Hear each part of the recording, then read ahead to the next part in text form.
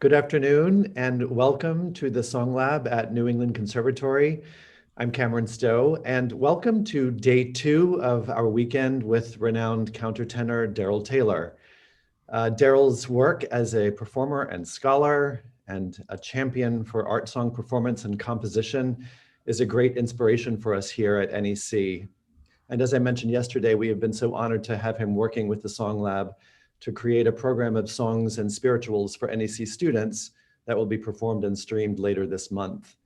This weekend, though we are on opposite coasts, Darryl is here to share his expertise and advice with us.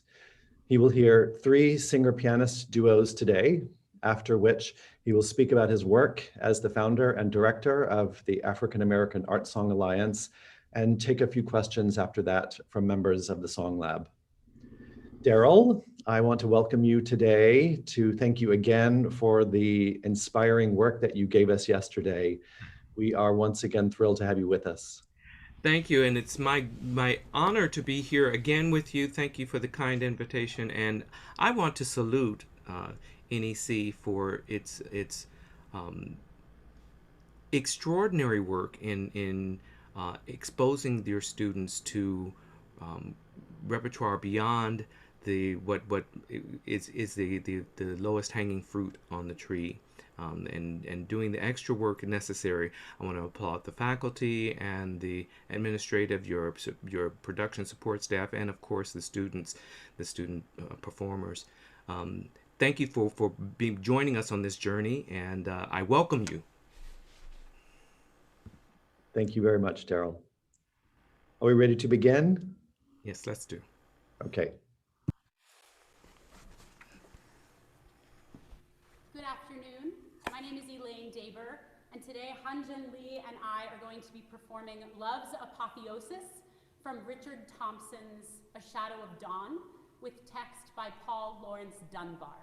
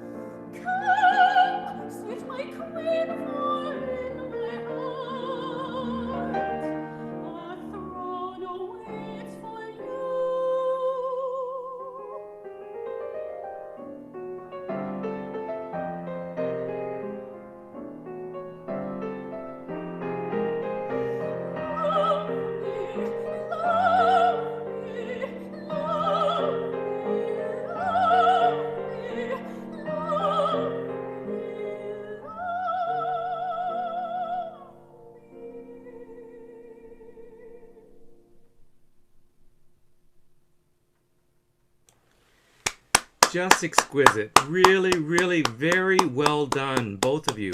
Bravi, bravi, bravi. This is not an easy piece to put across. There's a lot of investment from both of you. It's a very much a partnership sort of thing, as are all of Richard Thompson's things.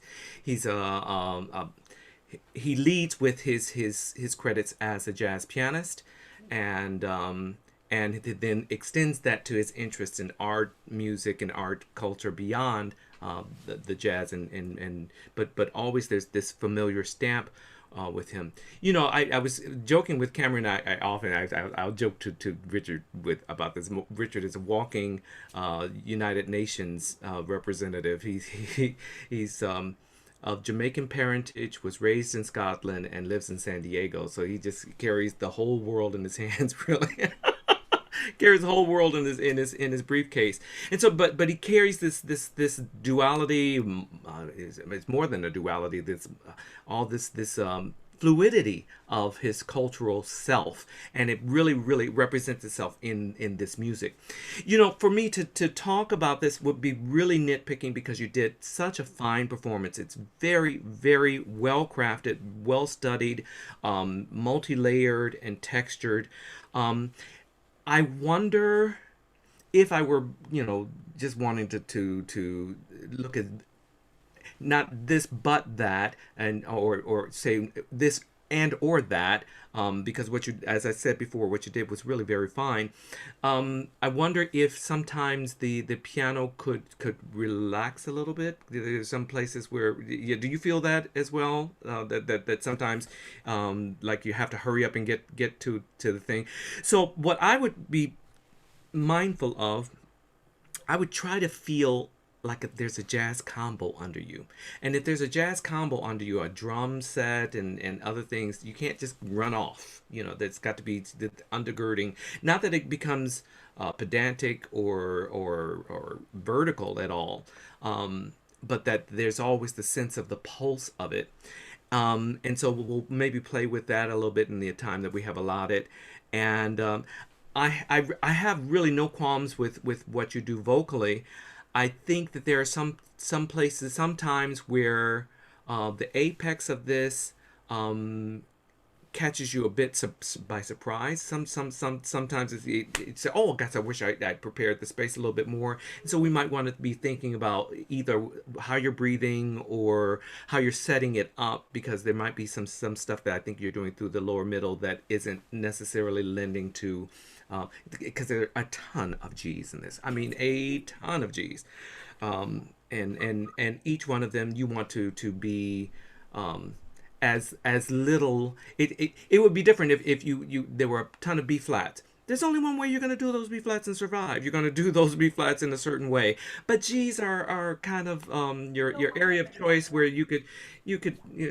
But I think you wind up getting a diminishing returns. The best one I thought was at measure 121, where you said, "Come sit my queen." That one seemed. I said, yes, that's what I would like to hear in all the rest of them. Do you remember what that sensation was like? Yeah, I think it just. It's so odd to be talking about an art song and say measure 121. We don't usually have 120 some odd measures to an art song. I think for me it's just preparing for that kind of domey space. Yes.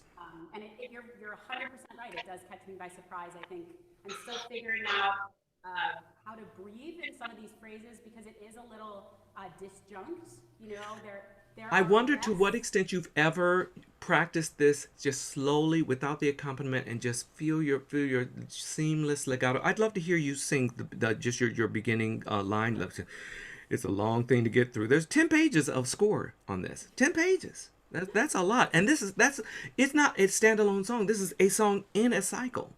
So right? Yeah. I'm sorry? 5 songs in the cycle. 5 songs. So okay, Richard, you said he did a cycle for me, Dream Variations, and I did various songs periodically, and then when I went to go do the whole cycle, I said, "Oh my Lord, what is this?" It was a big lift. It was a big lift. So Wow. Yeah, it is what it is. I mean, it's a wonderful thing, and I believe that it's orchestrated as well, so that there's a possibility of doing this, and you get some repeat of some of these themes in his opera, the Mask in the Mirror. Um, Wow. yeah, some, lovely, lovely. Continuing the way the composers do, they find they have this thing that works. Okay, well let's expand beyond that. So I'd love to hear you alone singing the melody from the beginning, because I mean it shares the same sort of topography as you go along. Sure. But instead of feeling any sort of pressure from the accompaniment, just love me. I cannot just and mezzo piano or mezzo forte no louder than is easy and no bigger than beautiful. You know, Okay. just easy.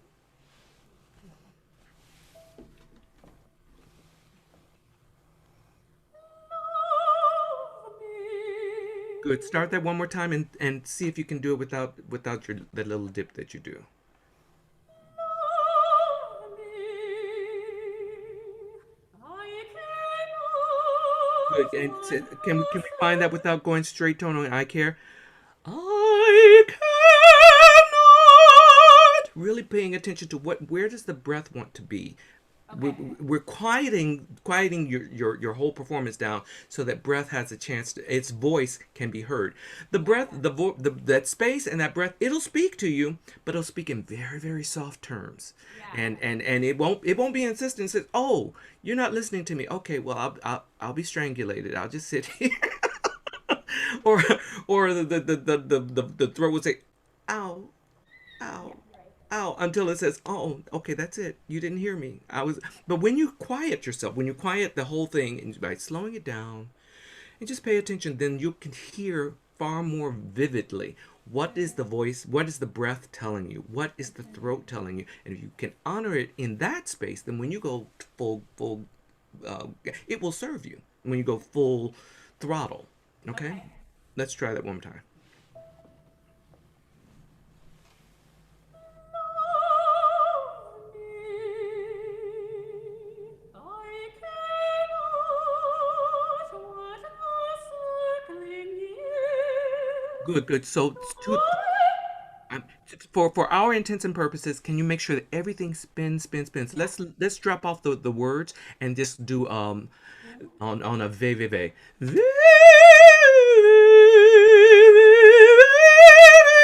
and So we're think kind of about it. What taking it out of time a little bit. Is that okay? Is that I'm sorry?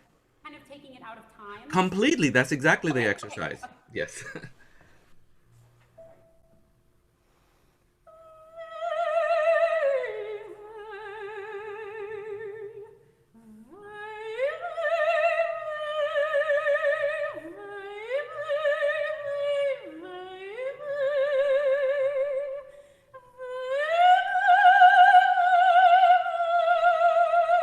Very good. And I get the idea of you wanting to do the connection, but you're intending, I believe, you're intending as portamento is coming across as a scoop. Oh, okay. It's very.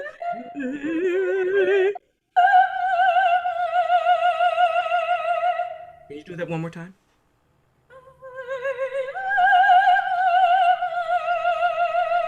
Hold on.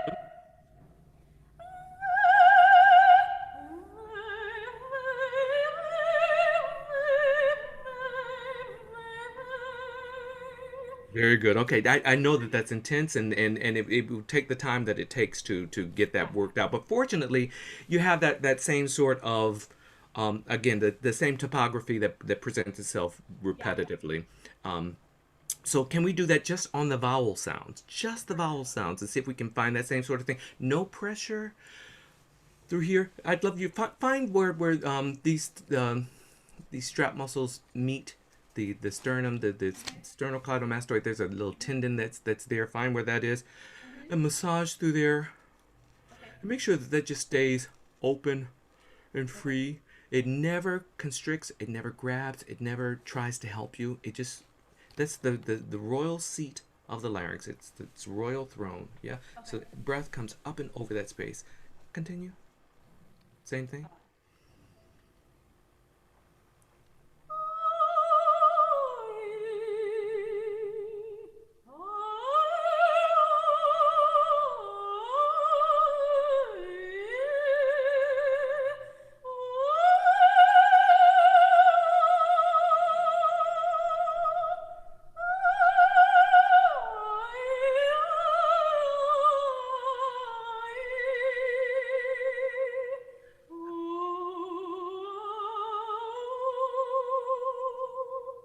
How's that feel to you?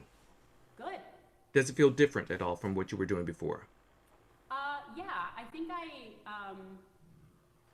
I'm getting a little choked up on the consonants. So this felt, you know, Right, right. And so the first thing that we jettison is the space and the breath. The very thing we need to keep holy. The breath is holy. We cannot say, okay, well, you're getting a long breath, all right. You can do with a little constriction. No, that breath has got to be, it's got to be in first class. Not the back seat of coach. absolutely. Okay, so Hongjun, would you be all comfortable with playing just block chords under her as she does that, so she can feel the harmonies under her, but still at the same sort of easy pace, so that you can feel yourself just kind of in that same sort of expansive, easy place, no pressure on that. Try it one more time. With the consonants too? With the consonants, yes. But here's the thing. Here's the deal. Here's our deal, Elaine. Yes. If you feel even for a millisecond that you're going to be grabbed on that, drop the consonant off. Sacrifice it. Okay. For right now, our priorities are going to be breath, space, vowel, consonants, not the other way around. We're not going to collapse the space for the consonants. We're not going to collapse the space for the vowels. We're certainly not going to collapse the space with some foggy notion of what the breath needs. The breath just needs an open tube. Yeah? Okay.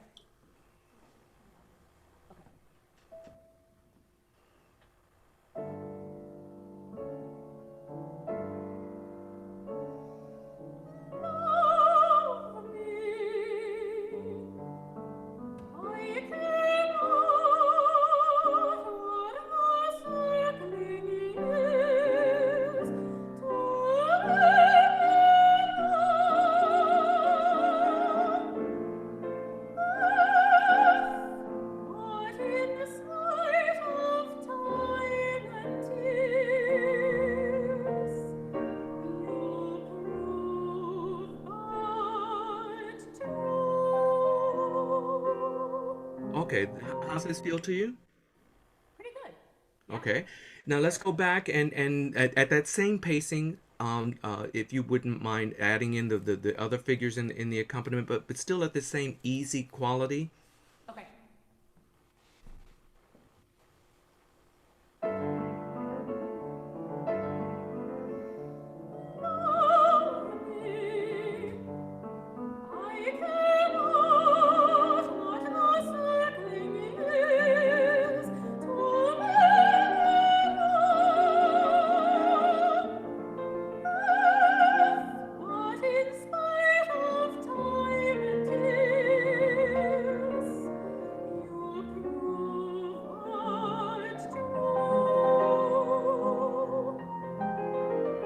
That's truth.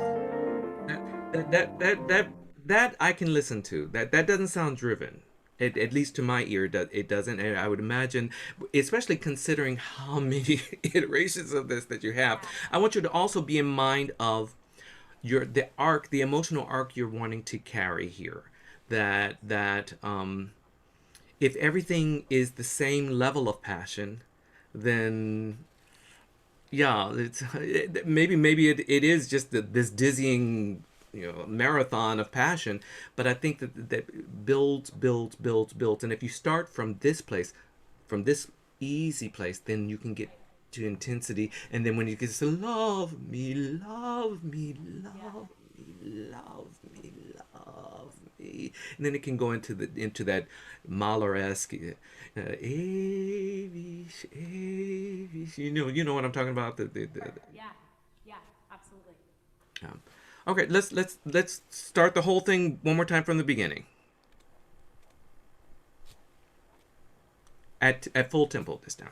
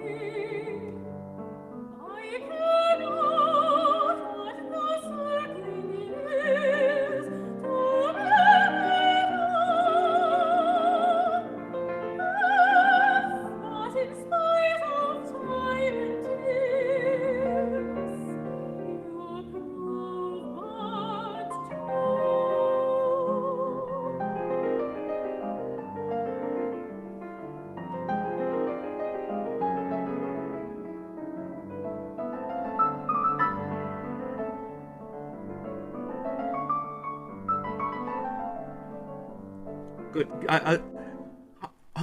Hung Jun, I want. This is where it starts to feel as though if you could just moderate just one tick down. I think just don't feel like you have to rush into just be the soloist. Don't hurry up to get to the next section.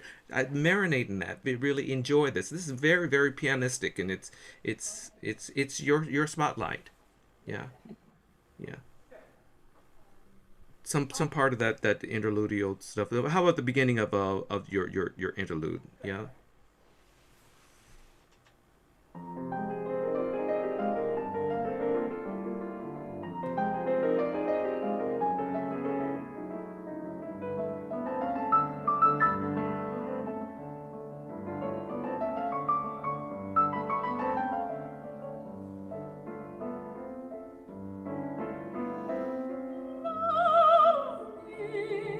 That's beautiful.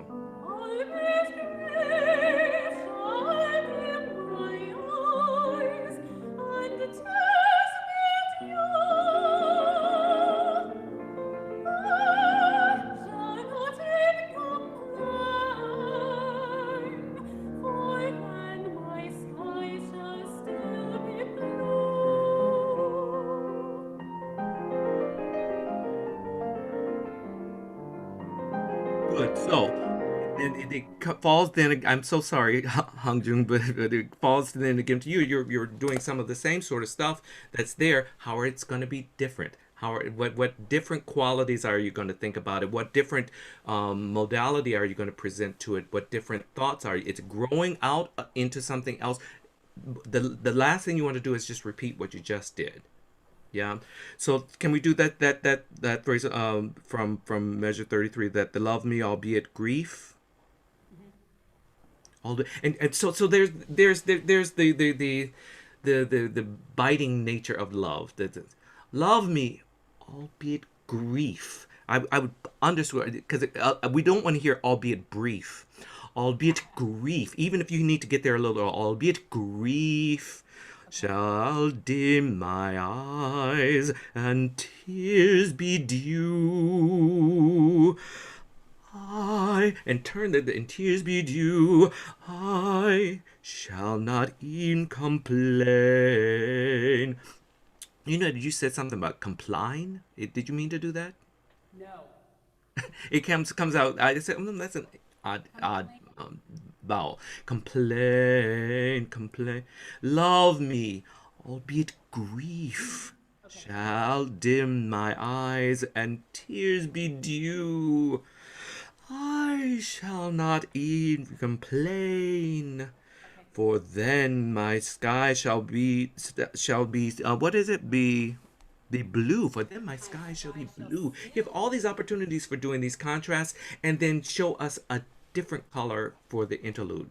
These extended interludes, they're a blessing but a curse. So okay, now what's going to be different? Okay, so let's take it from 33, shall we?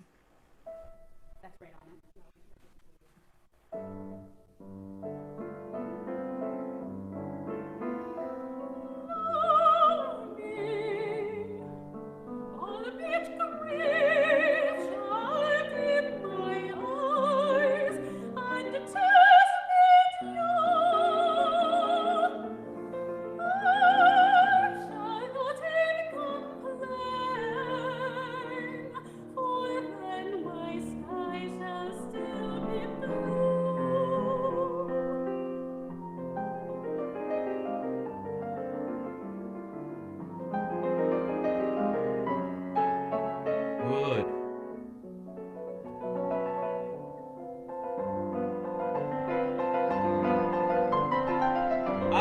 Ah, lovely. Fantastic. No, why'd you stop? It was fantastic. I won't cheer again. Dr. Taylor, we have a little under 5 minutes left. Okay, good. That was brilliant. That was brilliant. Now you're taking me on the ride. And you're motivating the singer to say, "Oh, we're making art. We're not just repeating." Okay, well let's go there. Yeah, I love it when a pianist brings me their ideas, and I love it when a pianist obviously is listening to me and we're listening to each other, and you bring something new, and especially something that we hadn't been doing before. You better believe it. I would assume, Elaine, you're similar. That I hear it. Oh, that's different. And then I'm going to be inspired by that, and the same applies to the singer and pianist. You know, it's one thing if the pianist says, okay, she always takes a little bit more time here. Yeah, we want to certainly be predictable to a certain degree, but art is art, and if it's going to be art and not just kitsch from the okay, and here's your painting of a pastoral scene, and here's the kind of stuff that you would find in IKEA. If it's going to be something beyond that commercial grade thing, then there has to be some give and take about it.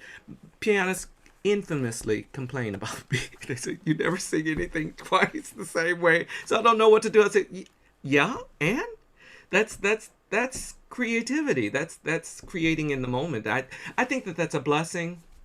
Obviously, you want to have a certain rapport with your pianist. I think the more conversations you all have about the colors of what's going on in there, and you can inspire each other back and forth, and that's a wonderful rapport to have with your pianist and with your singer. Just the opportunity to sit down. Some of the most creative times you'll have will be over coffee or over tea. Just sitting and talking and about life, and the pianist gets a feel for you, and you get a feel for the pianist and what motivates you, and that's what greater joy is there. You're not going to get that working with an orchestra, unfortunately. You're not going to get that opportunity. It's what's really unique and special about our relationship and our rapport with pianists. Thank you both so very much. You're just delightful, and I just wish I could be there to hug you and to salute you, because you're just extraordinary artists, and I look forward to hearing much more from you in the future. Thank you so much for your help. Thank you.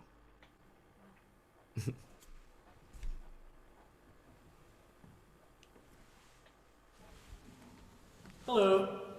Good afternoon. My name is Lucas Ludwig Cora, and together with my pianist Guy Young Park, we will be performing Le Dormeur du Val from Robert Owens' Rimbaud Cabaret, followed by Get on Board, a traditional spiritual arranged by Thomas Kerr.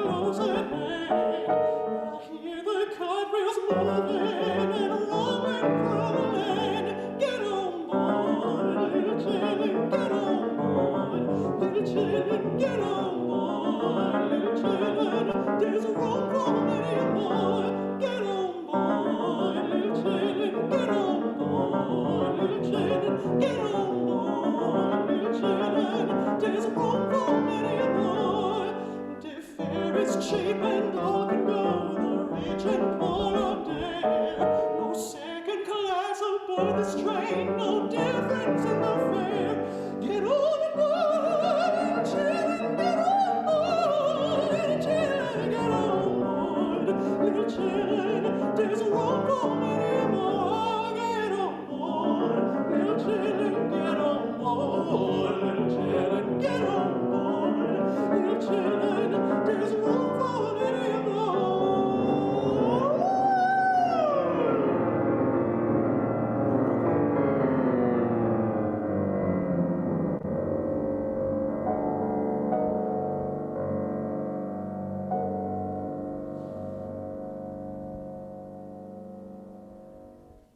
Okay, good job, guys. I'm sorry. I know you meant to present them as one piece, but I so rarely get a chance to deal with Robert's stuff when I'm not on the singers end of things. So I couldn't help myself. Like King George at the Hallelujah chorus. I had to applaud in the middle of the work. Okay. So the very first one, congratulations! It's a lovely treatment. Some things different from what I would do, but not better or worse, just different. I do have to ask the question of Kyoung, is it Kyoung or Kyoung? Kyoung. Sorry, Kyoung. Is there an issue of the reach on your left hand for those initial chords in the Dolma Duval? Yes, I couldn't reach the chord, so I rolled it, and then Yeah. when I don't have the right hand notes, then I move it and then play together. Yeah. So instead of thinking of it as because you could maybe do that with the first one. Not being a pianist, I don't know the best idea for you other than it shouldn't come off as a strum. If it's a dum boom boom boom, I'd say maybe catch the B flat with your fifth finger and then block chords on the others. Or is there a way for you to? Is there a way to accommodate with the right hand? Yeah, I honestly, it's just it shocked me when I heard the drum. I said, wait, I'm not accustomed to that. I mean, you got to do what you got to do. You got to survive the day, and then can I hear that if you were to do just the B flat and then block chords?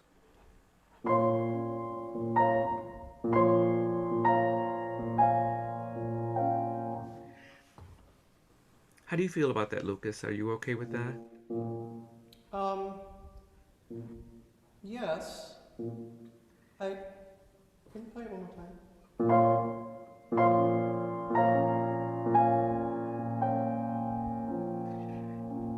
Yeah. That as opposed to the strum, which gives a very, very different quality to the setup that you have.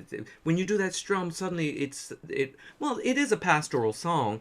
I just all of a sudden starts to feel like Fidele to me, which this isn't. Now, if you could make the intention, I think you could go the opposite extreme. Say, I can't do this, so I'm going to go exactly that, and then do give us all of Fidele, but then leave it into that sort of I would de-emphasize it in any event because the more important thing is that what sings on the cantabile in the right. Make sure that really sings out and don't draw our attention to the other.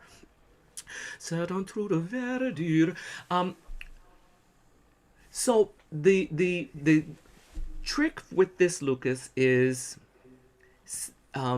the beguiling scene that you said, and it's so beautiful, and you're taking us down one road, and so it should just be fresh and dewy, and oh, it's a beautiful place. Look at it, and you spend all this time talking about how beautiful the sun is coming up over the thing, and you spend a lot of time talking about the naturescape of it all, and then you see this person there. So take us on that. Don't um pre-signal that there's something wrong here. So Right. just so have a sense of and neither should you, Kai Young, pre-signal that there's something tragic. This should have a sense of bucolic beauty. Yeah. Let's can we try that one more time? And thank you for you must have heard my recording on this, because you did what I do, as opposed to what's on the score. Yeah, I feel like just it seemed a little strange to go up there when the whole thing just has this beautiful like cascading. Exactly. Well, and just to give you a little bit of cover on that, so that somebody challenging you on that in the future, it said, well, but you didn't go to the E flat there. That's what I sang with Robert Owens. Robert Owens, when he created this, that's what I sang with him. And Right. so when I left it to Robert to refashion this for classical vocal reprints, he shifted that. But Robert, what we did was this, and so I continued doing what we had created, and so there's a way, of course. C'est un tour de verdure où chante une rivière, où chante une rivière. Yeah. See, it's so foreign to me. I can't even fathom it. I always go, où chante une rivière, où chante une rivière. If you decide to do that, then it should be very easily. It should not be heroic at all. Yeah. Où chante une rivière, où chante une rivière, accrochant follement aux herbes des élans d'argent. Just let that just kind of. Aux herbes des élans d'argent, and you repeat that, Kayon. Jada do ba di da do ba pi, bom ti, bom. Can we start that, please? What was that, Luke? Let's start from the very beginning. I want to hear that whole thing sing.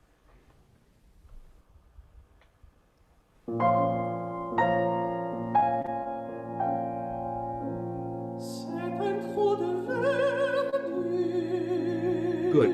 Not bad, but I would keep it a lot simpler. Okay.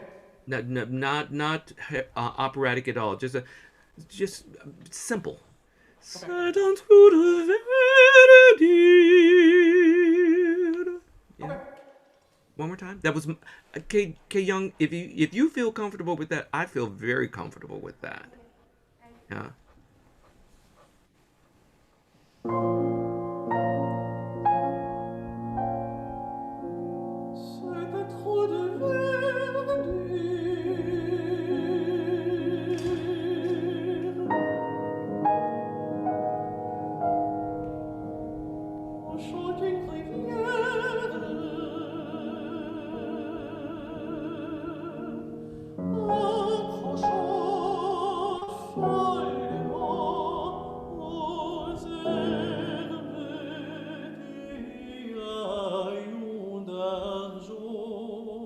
Good. I'm sorry. There's a little bit of pronunciation problem. Well, Eli des élans, and it's not Ailon, it's Elon. Okay. Des élans, not Ailon. Okay. Accrochant follement aux herbes des élans d'argent. Okay.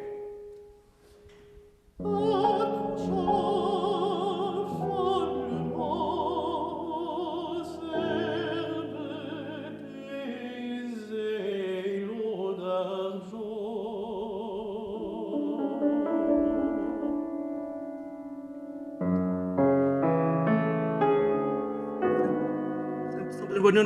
I'm sorry. That's much too serious. Much too serious. As though some big dramatic. Just simple. Doom bo doom bum.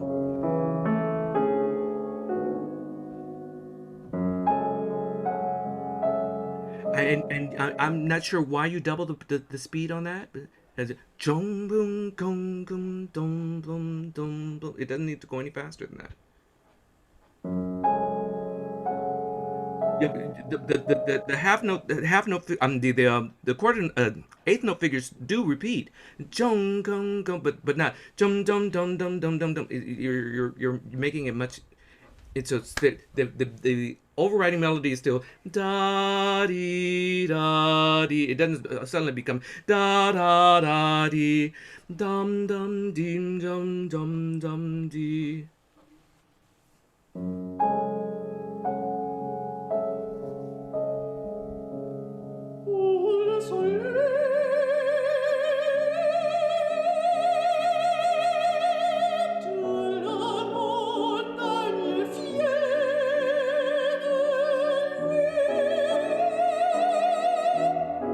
Very good. So you can be much kinder to yourself. There are lots of places where you could breathe. You don't. There's no reason for you to run out of breath on that. So I would personally. Now this is where your voice can open up. Now you can show us, but just playing on the art, on the imagery of the rising sun and the power of that, and just but still like never. We've got some serious stuff to deal with later. So this should still be hopeful and light. Ooh, le soleil.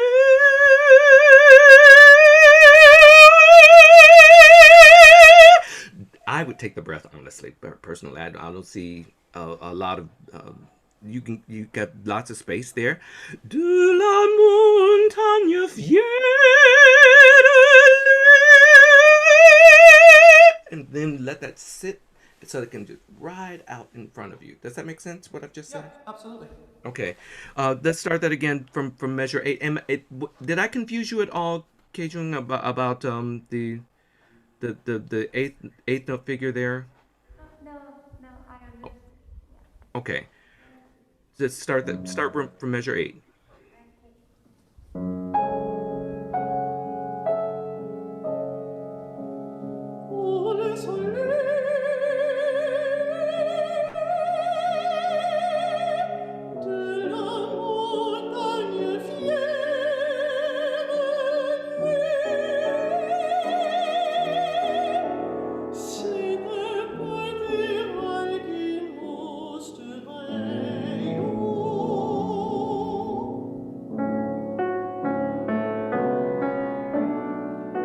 That was much better. Can we go back? I think that you have a better sound on those E's, and I think that you're letting the vowel of the words draw you out of your best sound.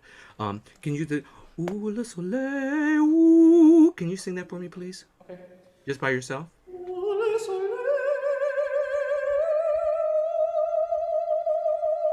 Very good. Now go ooh le soleil ooh. Put that A in the middle of that. Matter of fact, do ooh le soleil oh. O instead of ooh. One more time, just O.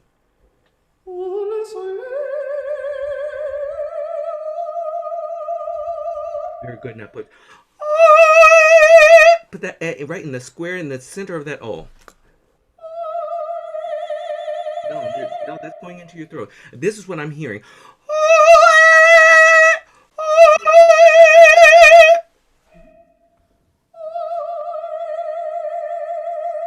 Very good. So that's honoring the space, then making the vowel fit the space rather than collapsing the space to accommodate the vowel. Does that make sense? Yeah, totally. Okay, let's try that.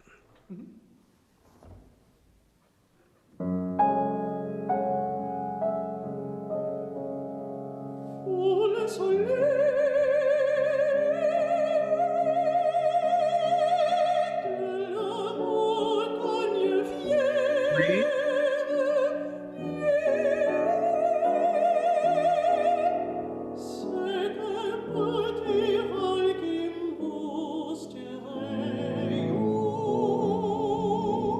Good. Keep it playful. Keep it playful. Go on. Now notice him. Can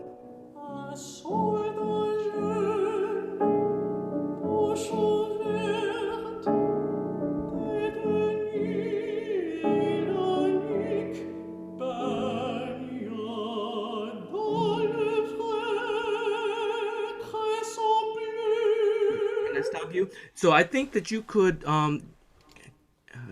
Young, do more of rum bum rum bum bum as it would da da da rum bum bum boom rum bum. Yeah. So lean into that downbeat of that, and then the rest of the kind of be fall away as a reverberance. Rum bum. But and then the first roll. From the downbeat, make sure that you get that first roll. Rum, bum, rum, bum.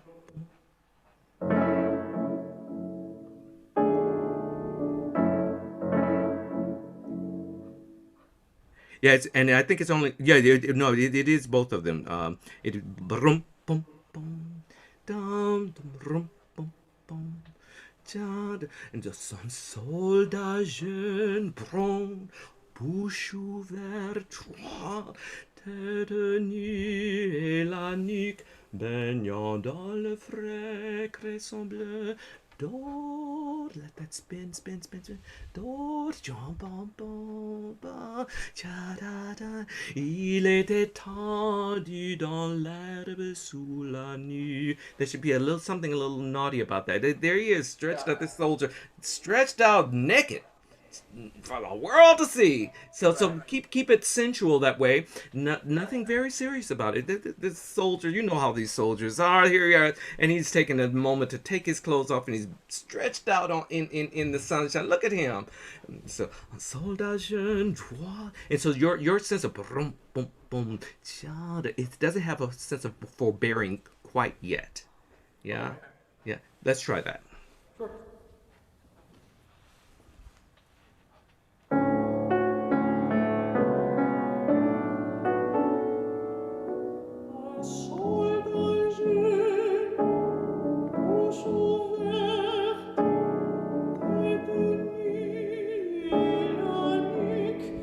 I'm sorry. Can you do more of that? Rum, boom, boom. I'm not getting that effect at all. Rum, boom. Roll the chord. I'm sorry. What's the question? Do you want me to roll the chord? Yes, but just the right hand. Rum, boom, boom. Like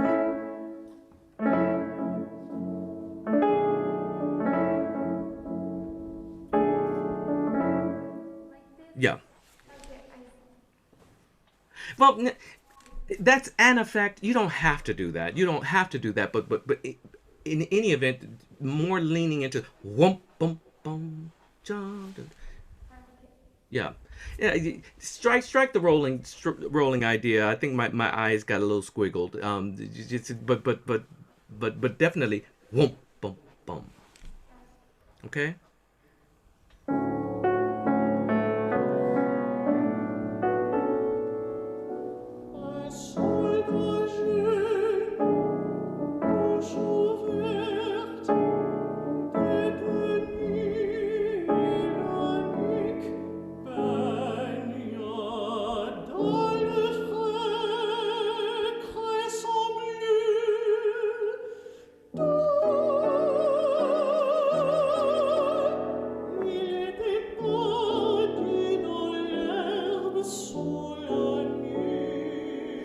I like that feel better. Now let's work with what your voice is doing on that door. It's not as free as you are capable of. I've heard it just now that you're capable of producing a very free, easy sound there. I'm not sure why it has a sort of a grabby thing on it.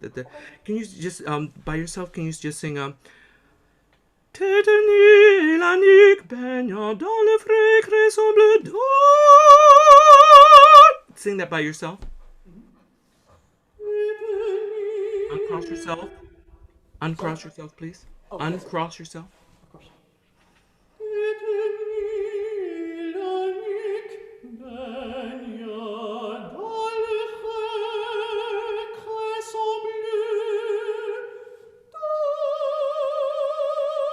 good. So I think I know where it is. It's dans le vrai cresson bleu. It's getting a little pressed, and therefore it's not turning over into a spinnier place. But can you just do that? Oh no.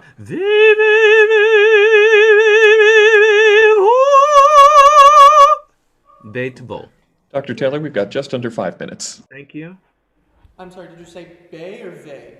The first V, Got it. the V like victory, V, vo. Okay.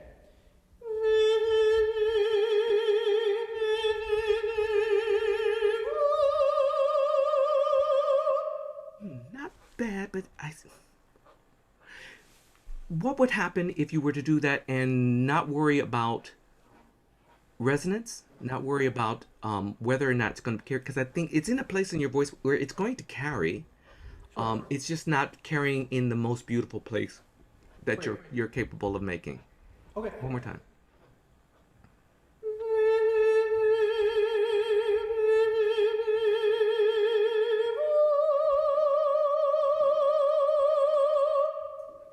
Can you live with that? Yeah. I mean, is it too bruising to your ego? Oh, not at all.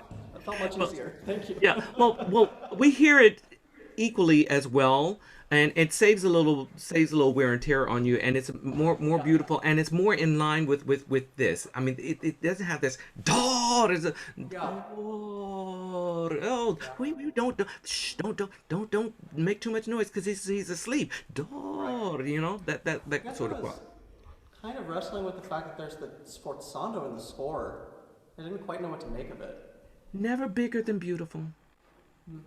Never bigger than beautiful. I'd say, you know, door. It's door. Personally, I would take it to. Oh, wait, don't make too much of that. Now, Okay. Yeah. Okay, let me try that. I like that idea. Okay. un soldat jeune. Okay, great.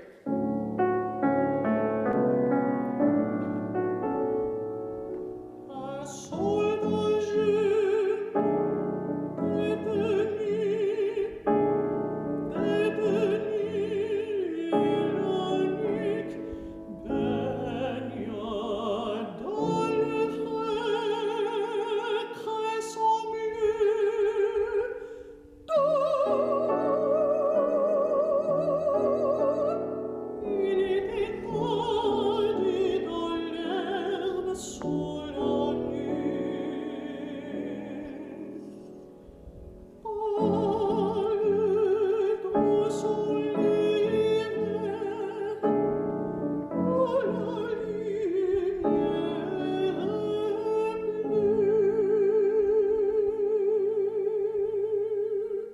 Now there's something a little naughty. Les pieds dans les glaïeuls, il dort, souriant comme souriait un enfant malade. Il fait un somme. Go on.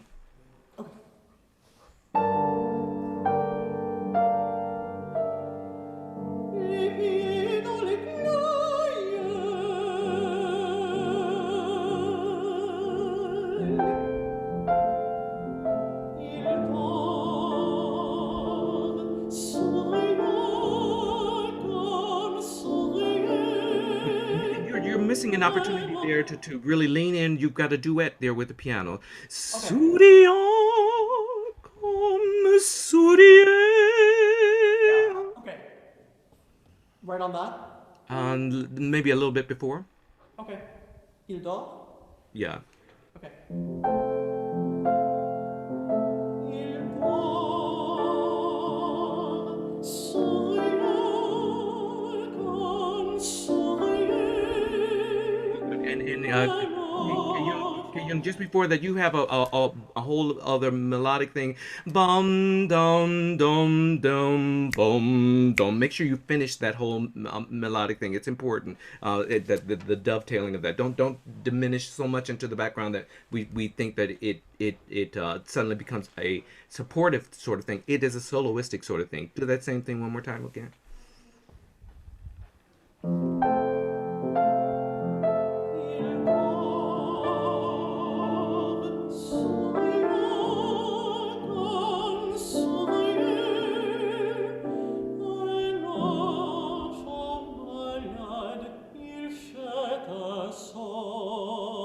And as you approach chest voice there, I would keep it very, very heady. Not chest voice heady. I would keep it light. Sure. En avant malade, il fait ensemble. As opposed, en avant malade, il fait ensemble. En avant malade, il fait ensemble. I'm sorry, Dr. Taylor, we're right at time. Yes, no, I didn't get to get on board. So the only thing I was going to say about the get on board was make sure that any sort of improvisational thing you do does not obscure her effect of the train slowing down. Yeah, get out of the way. That's her moment. Let her shine. Of course. Thank you. Thank you. Beautiful, beautiful singing. Lovely to hear you both. Thank you. Thank you so much.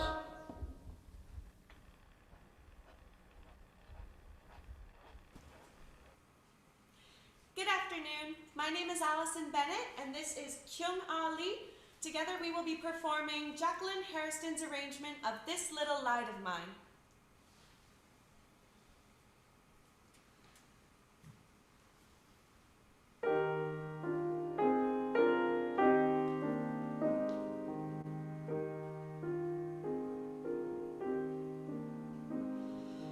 This little light of mine,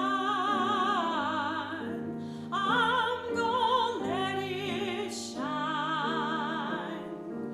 This little light of mine, I'm gonna let it shine. This little light of mine, I'm gonna let it shine, let it shine, let it shine, let it shine.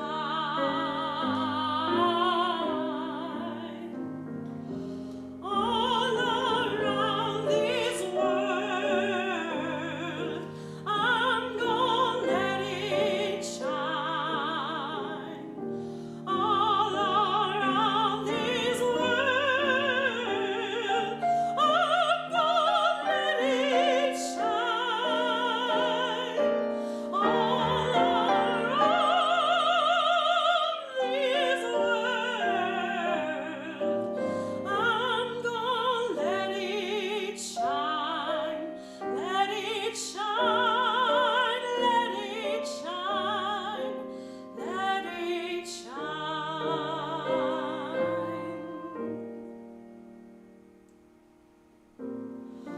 Everywhere I go, I'm gonna let it shine. Everywhere I go, I'm gonna let it shine. Everywhere I go, I'm gonna let it shine. Let it shine. Let it shine.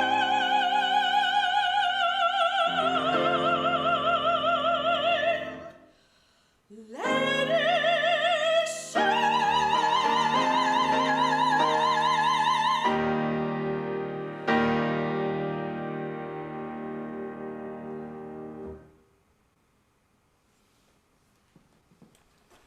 Bravi, bravi. I was clapping and I said, "Oh wait, they can't hear me. Let me unmute myself." Okay, but beautiful voice, beautiful playing overall, and as beautiful as it is, I'm going to say something that I hope you don't take this hurtfully. Okay. I don't believe you. Okay. I don't believe you, and I must believe you from this spiritual. That this spiritual comes from a place of simplicity and humbleness. This little light of mine, I'm gonna let it shine. Whatever I have, this little light of mine, I'm gonna let it shine. I would say, just once, can you speak the text? Sure. This little light of mine, I'm gonna let it shine. This little light of mine, I'm gonna let it shine. Good. And what's your subtext under there? What do you mean by that? I think what I mean is, in the face of anything, diversity, hatred, I'm going to be who I am proudly. Well, I can see it's striking a chord with you, but that's where you need to begin, not as a demonstration of technique. Start from that place of simplicity, because the people that sing this regularly, it has an honorable place in our lives. This little light of mine, I'm gonna let it shine. This little light of mine, I'm gonna let it shine. It has to be your testimony. It cannot just be your demonstration of technique. If it comes down to that, and it becomes a demonstration of, see, I can do dialect, and I can do, and see, I'm embracing it. No, just simplicity. Let your little light shine. Yeah. Okay. And also, Kyung, that you could breathe a little bit more with her as well. Just make sure that you're not running off into the next thing that you got. Bum dum dum dum dum dum.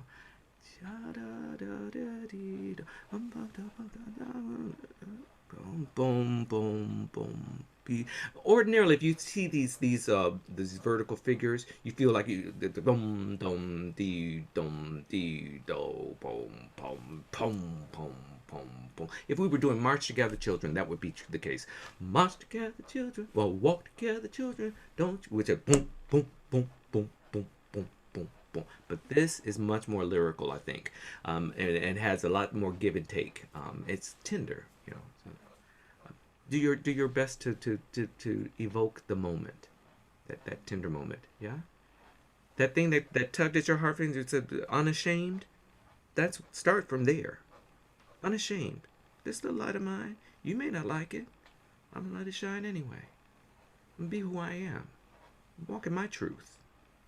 Don't have to do anything any way anybody else has to do it. It's my truth. From that space, let's begin again.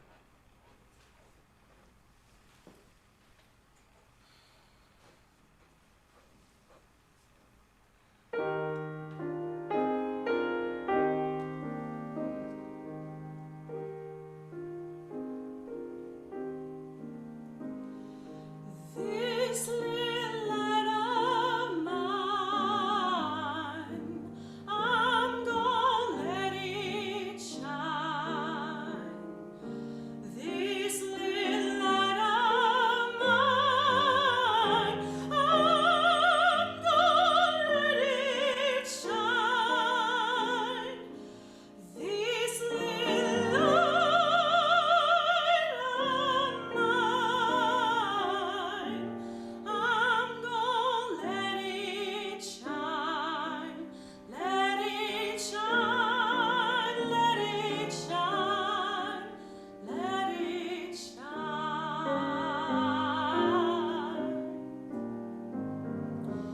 All around this world, I'm gonna let it shine. All around this world, I'm gonna let it shine. All around this world, I'm gonna let it shine. Let it shine, let it shine, let it shine.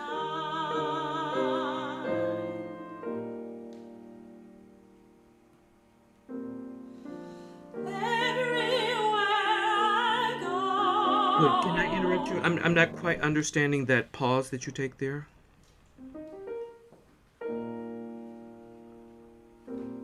before, yeah. The be judicious in your use of that fermata. They shouldn't take us completely out of the moment unless unless you're going to do a radically different tempo that's coming up later. It just sounds like a hiccup, like you couldn't find your place on the score or something like that. That's what it sounds like. Uh, Let it shine, Bombi. Can we try that? She doesn't ask for a different tempo. She actually says forte, but I'd love for you to try. We have an opportunity to reflect some sort of contrast. We certainly have to do some sort of contrast. It cannot all be the same. So this little light of mine, I'm going to let it shine all around this world. That's a much bigger, just it's a little. All around this world, I'm going to let it shine. Everywhere I go, I'm going to let it shine. That's maybe the opportunity to think about the resistance you might or the opportunity that you have. Shining one's light isn't just about making others feel uncomfortable because of our differentness, but say, no, you need a hug, you need support. Everywhere I go, I'm going to let it shine. Everywhere I go, I'm going to let it shine. Everywhere I go. And I would take the opportunity. I think you have some real chops for diminuendo there. I show it. This is it. What's it? Everywhere I go, I'm gonna let it shine. Love. Not exactly doing what she asked for, but I think she'd say, okay, Darryl, that's fine. All right, so we let it shine, let it shine, let it shine. Let it shine, let it shine, let it shine.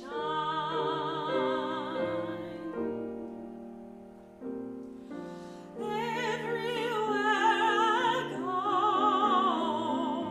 I'm gonna let it shine.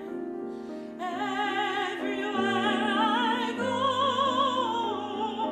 I'm gonna let it shine. Everywhere I Good. Take even more go. time with that. Take even more time. Everywhere and diminuendo to a fila de voce. Yeah, it's your only opportunity for this. Yeah. So I'm gonna let it shine. No, that's it. Everywhere I go from there. Everywhere I go, I'm gonna let it shine. Everywhere I go, Good. You can do even more. I'm You can do. gonna Stop. let it Stop, please. shine. Stop, please. I think you can do even more. I think you can go even further. And Junga, could you everywhere I go, I'm gonna let it shine. That figure, the moving figures. Could you accommodate that? Maybe I'm set her up so that she doesn't have to feel like she's stopping all the world that she's in. Jabba do pe do bo bo bo everywhere. So do da da ba da everywhere. Do bo do be do bo bo bo everywhere. And it's not just slowing down for the sake of slowing down. It's slowing down because it's deeper in its intention and it's deeper in its meaning. Everywhere go. Yeah. When you mean something really intensely, someone says, I love you. That you may really believe them. Say, I love you. The quiet intensity of that speaks volumes. So everywhere I go, and that's what I'm trying to get to. Everywhere I go, So not just quiet for the sake of being quiet, but down to a double P that's plenty powerful. PP, plenty powerful, not pretty puny. All right, same thing.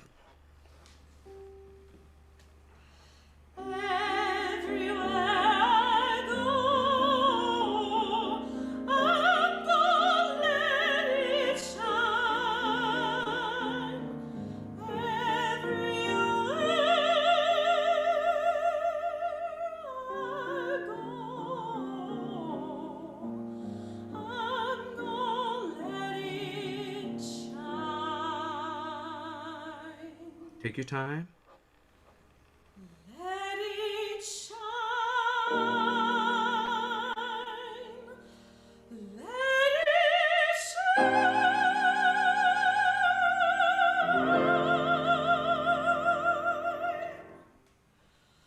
Let it shine.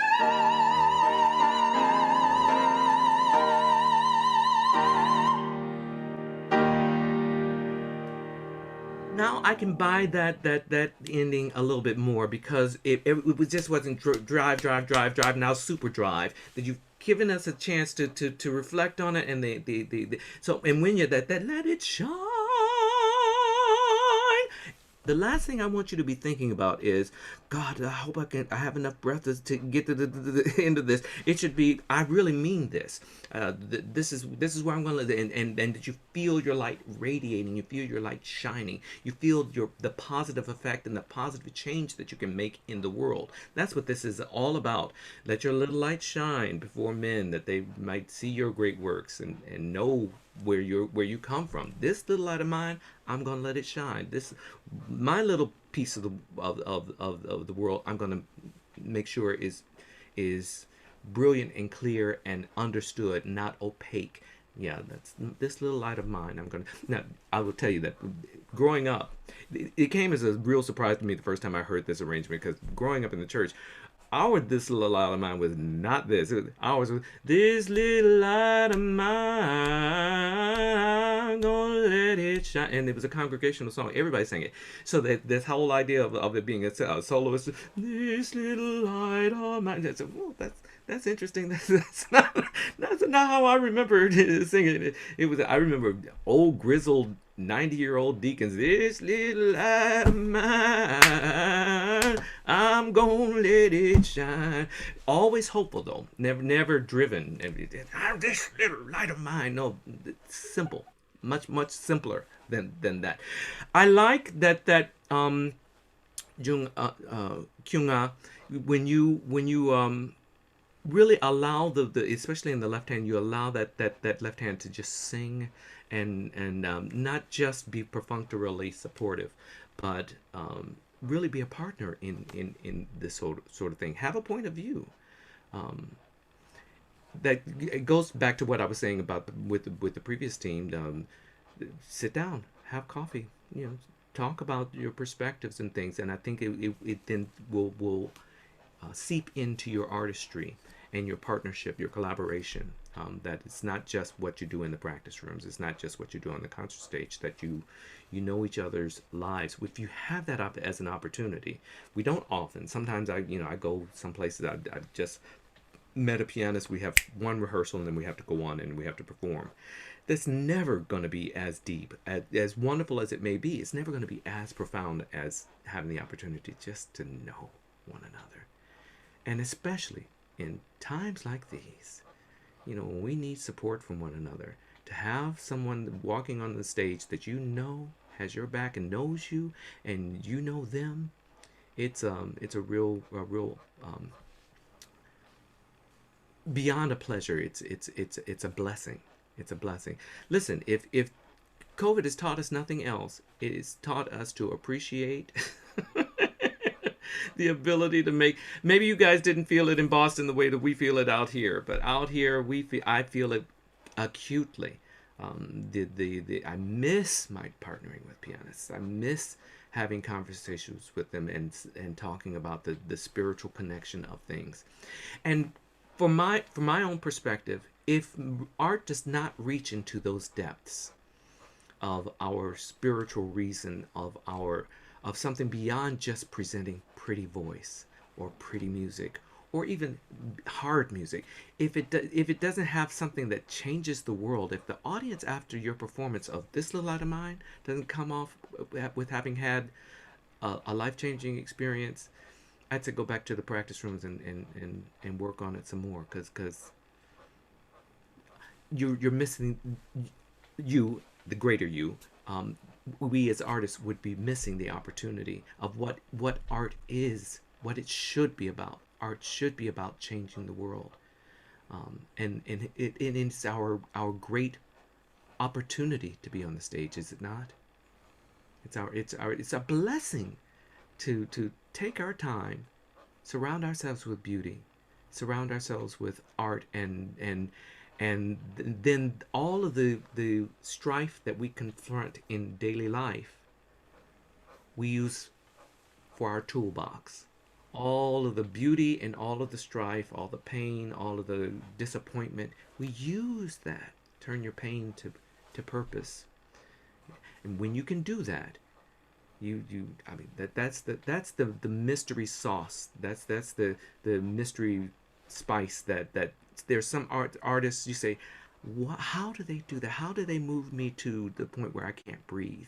I'm stunned. How is that? It's that they've lived a life. They've lived their life, and they're not afraid to put it on the stage. Take it with you on the stage. I think we have time for you to do this whole thing again if you wanted to. Okay.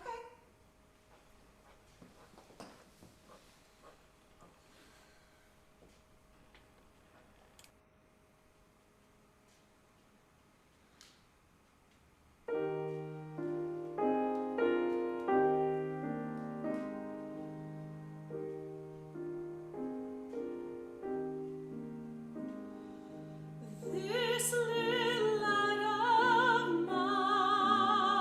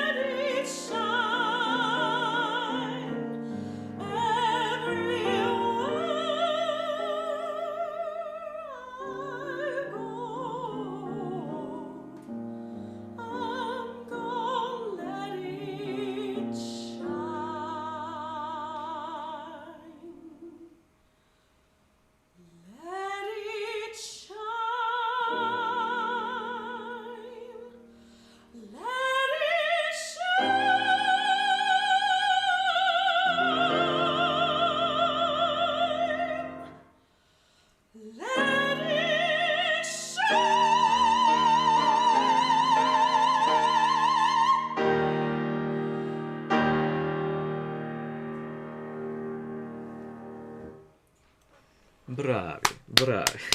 Brave, brave, brave. That's beautiful. That's beautiful.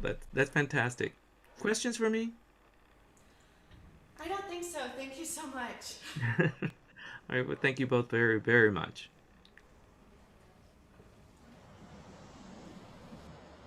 Thank you very much, Darryl.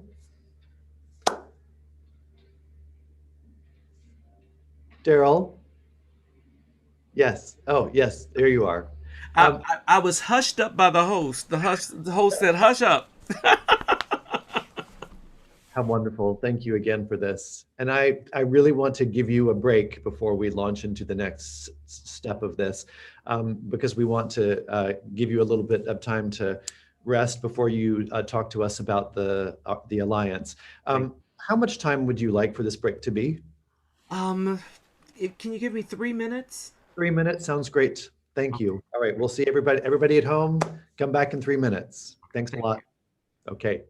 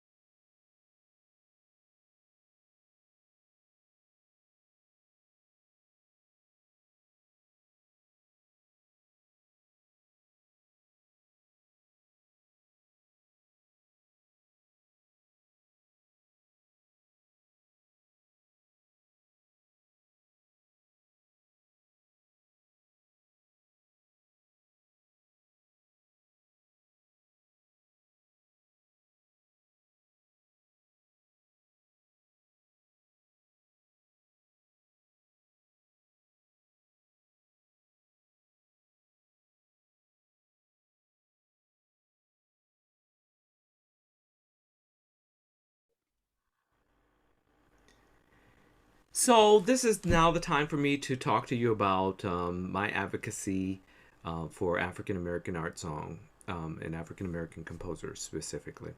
My interests fall into three major buckets. There's my advocacy for African American art song. There's my advocacy for women composers specifically with an intention that can kind of meld over into what I do for African American art song, but it's aside from that. And then there's my work as a countertenor. Very often, and there's no place that I go that people usually don't want to pepper me with questions about, oh, you changed mid-career. I see that there are these recordings with you as a tenor, and then all of a sudden, boom, presto changeo, you're singing countertenor. What happened? How did that happen? So when we come to the question and answers portion, it would not surprise me if that is fertile ground for either of those buckets, fertile ground for questions or for commentary. So I began the story of how we get to the Art Song Alliance starts when I'm a young singer, 18 years old. In Hollywood, I had a wonderful teacher who just passed actually last month, June Roselle, who indicated to me as she was preparing me for entrance auditions for college that I might want to consider works by Black composers as I'm looking at standard works in order to carve an artistic niche for myself. She was very, very wise in that, considering that the path for every singer is difficult to establish a distinctiveness for yourself, and if you can do so and do a service to the craft at the same time, it's probably a good idea. She didn't know how to guide me, and so when I went to USC as an undergraduate, I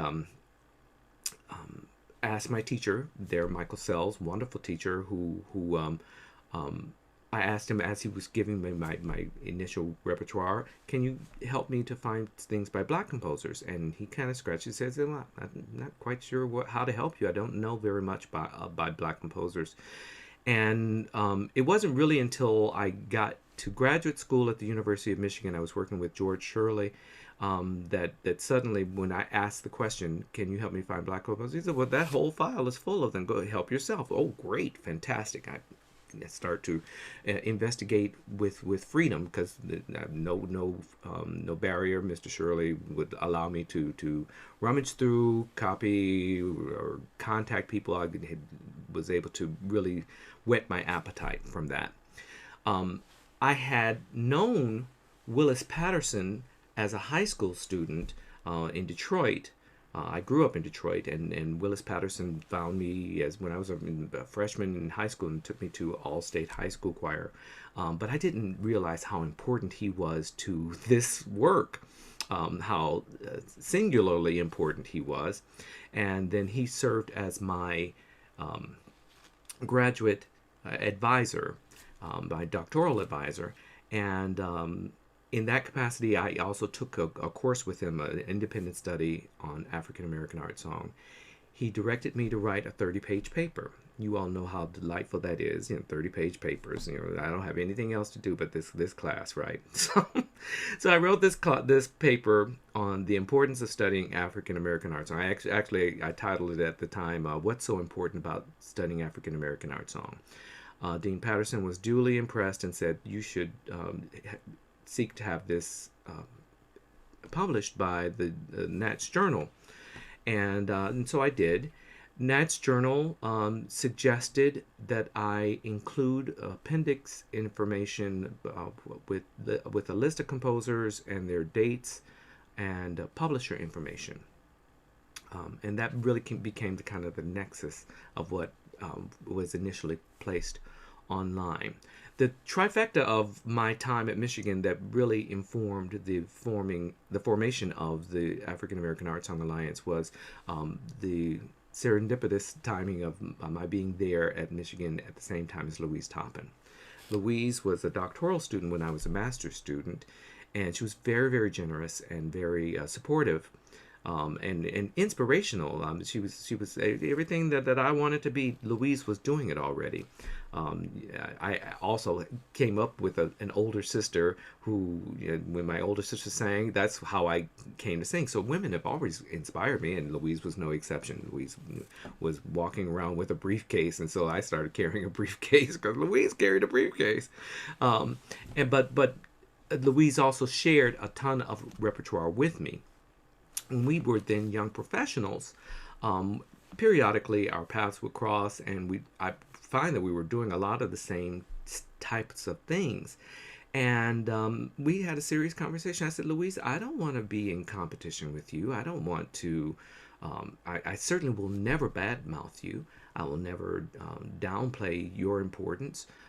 But I think there's a way for us to pool our resources, or at least pool our efforts, so that what we're doing carries more force and provides more possibility for change.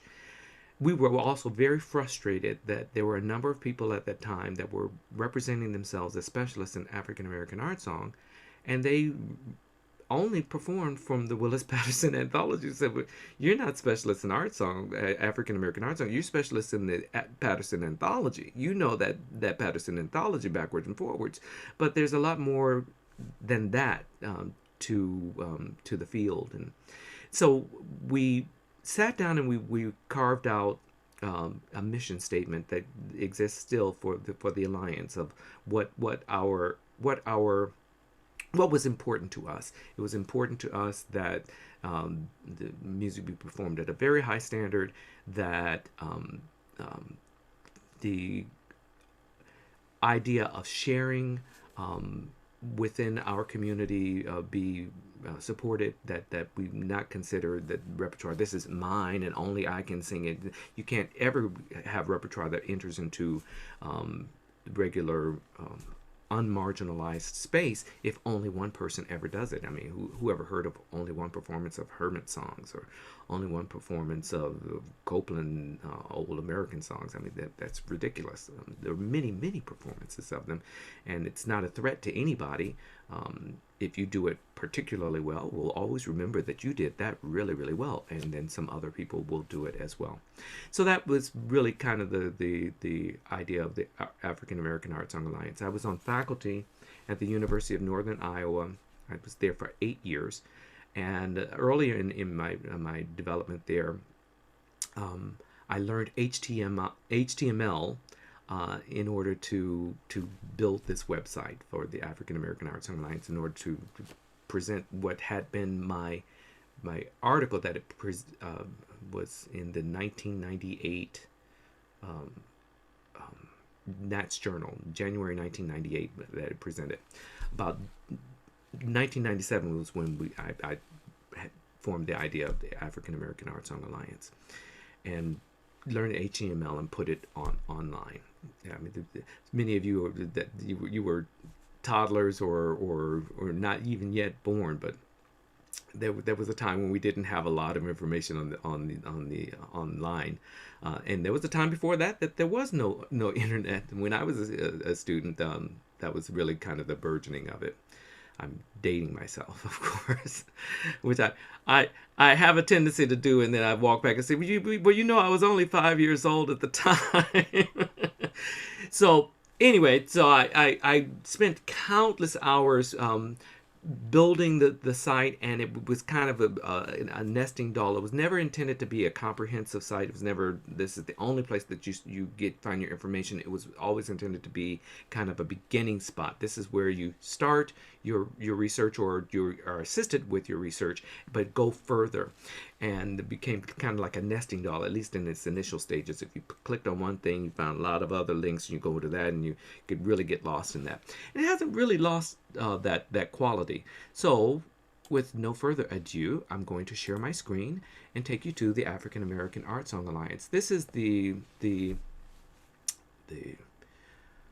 brick and mortar, so to speak, of the African American Art Song Alliance. This is the website, which is found at artsongalliance.org. You'll find these larger headings. I talked about that mission statement. It's still there. This is that mission statement that Louise and I crafted. in 1997. When you go to the landing site here, you'll find, I can move you out of the way, news and information, directions to the photo gallery, etc., and an audio playlist, and it is searchable. So you can, if you're looking for a particular something, you don't know where to begin to look, you can use the search engine there. It's designed so that you can really kind of meander your way through. So if I were to click on H. Leslie Adams, I get his bio. I also get some media, though it's certainly not comprehensive, some media related to him here, and published works available through American Composers Alliance. They've done a very good job of partnering and making sure that there are active links and you can go directly to his things there. I'd love to spend a little bit of time, you can get a feel for the April 3rd, 2018. And we have H. Leslie Adams, Darryl Taylor together on the same sofa, which probably doesn't happen that much anymore. You haven't been in the same city? Not every day. Not every day. I'm honored to meet both of you today very much. I was curious about Night Songs because that is actually the biggest selling song collection at ACA. Actually, Darryl named it Night Songs. You named it Night Songs. Yeah. It was, what was the title before? The 6 songs on African American poets. That's right. It was too long and not catchy enough. What I suggested to Leslie was that, with the best of intentions, non-black performers would shy away from that work just because of the title, and it's a shame they needn't, and that that we were looking for something that was more binding beyond the poetry, and said, well, the idea of nocturnes and what other composers have done with nocturnes. I said, well, how about this being your night songs? One of the pieces is called Night Songs. Well, you get the idea that there's interactivity, well, to a certain degree. It's got layers and depth. But what's also very interesting is that now this playlist is dedicated then to him. It's things that are of his singing. I'd love for you to hear a little bit of that.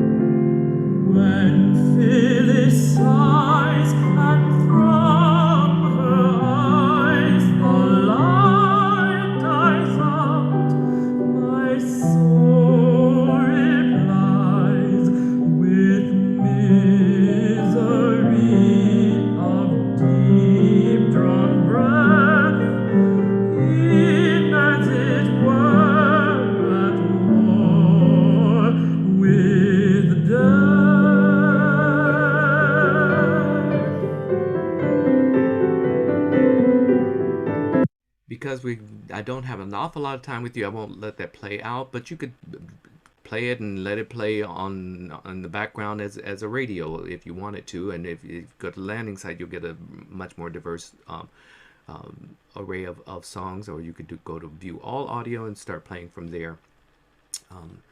Go to performers.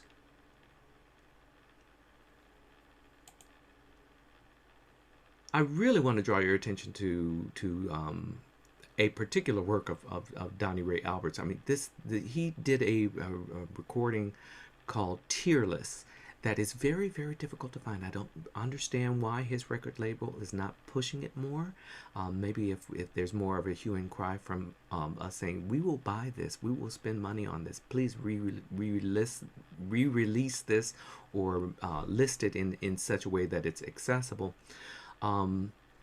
He's just a spectacular performer, and this is his doing "If We Must Die," which is with Robert Owens. It's Robert Owens' song. Poetry is Claude McKay, and Robert Owens is at the piano. Donnie Ray Albert.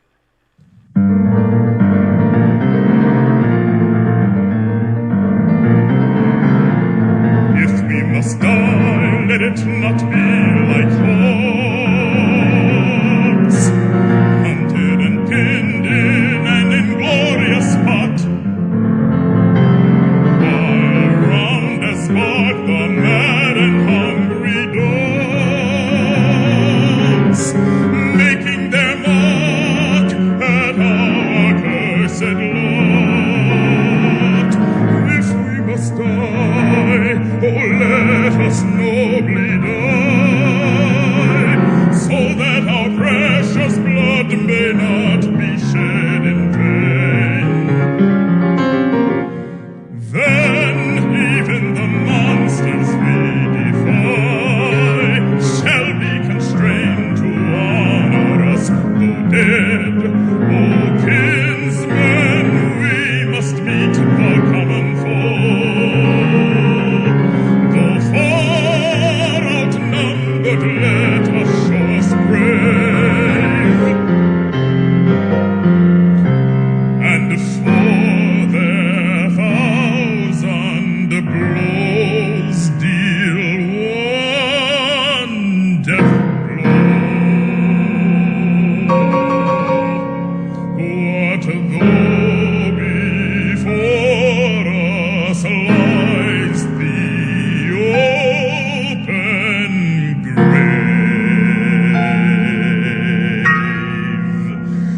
Like men, we'll face the murderous cowardly pack, press to the wall, dying,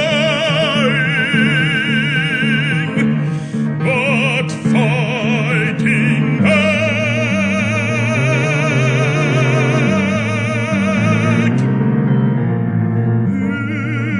If we must die. It's a fabulous, fabulous recording from top to bottom. I'd love to spend a little bit of time with this photo gallery. I found it very difficult in my initial forays into doing my research, especially when I went to the Library of Congress, looking for things that I did not know. Who is it that I don't yet know that has yet been to be discovered? And without having the image of people, oftentimes you can't discern one's ethnicity simply by their names. So certainly people from a certain generation. You're not going to find a lot of Shaquita Joneses in the 40s. You'll find Florence Price's and Margaret Bond's. And what's particularly black about Florence Price or Margaret Bond's? Nothing at all. And if you don't know that they're black, then it's very easy to overlook them. Fortunately, I was assisted in that when I went to the Library of Congress. I encountered a wonderful research librarian who's no longer there. His name was Wayne Shirley. And I said, Mr. Shirley, I just need a little help. And I remember him saying, well, I'm not going to do your work for you. I said, sir, I got on a plane coming from Iowa to here. I don't need you to do my work. I just need a little assist. And he said, oh, he changed his tune totally and took me to the inner workings of the Library of Congress. Well, that's an honor. But he showed me where there was a card file, an index file, that was dedicated to black composers. That was the Whittlesey file. There's a librarian there had the foresight to collect all of this information in one place, recognizing this very same difficulty that you can't tell people's ethnicity by their name. And so that made it significantly easier. There was a man in there, I'm assuming is a man, there was someone there by the name of F.A. Clark.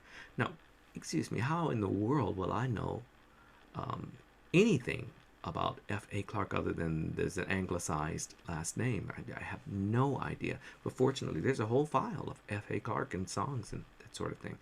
So when you go to a photo gallery like this, you get a chance to, one, see these lovely faces. They're beautiful people, and the diversity of members. And I love these old photos next to younger photos, and the whole array of visual things. It's just celebrating it in this space is important to me, and I think it's important to a number of people.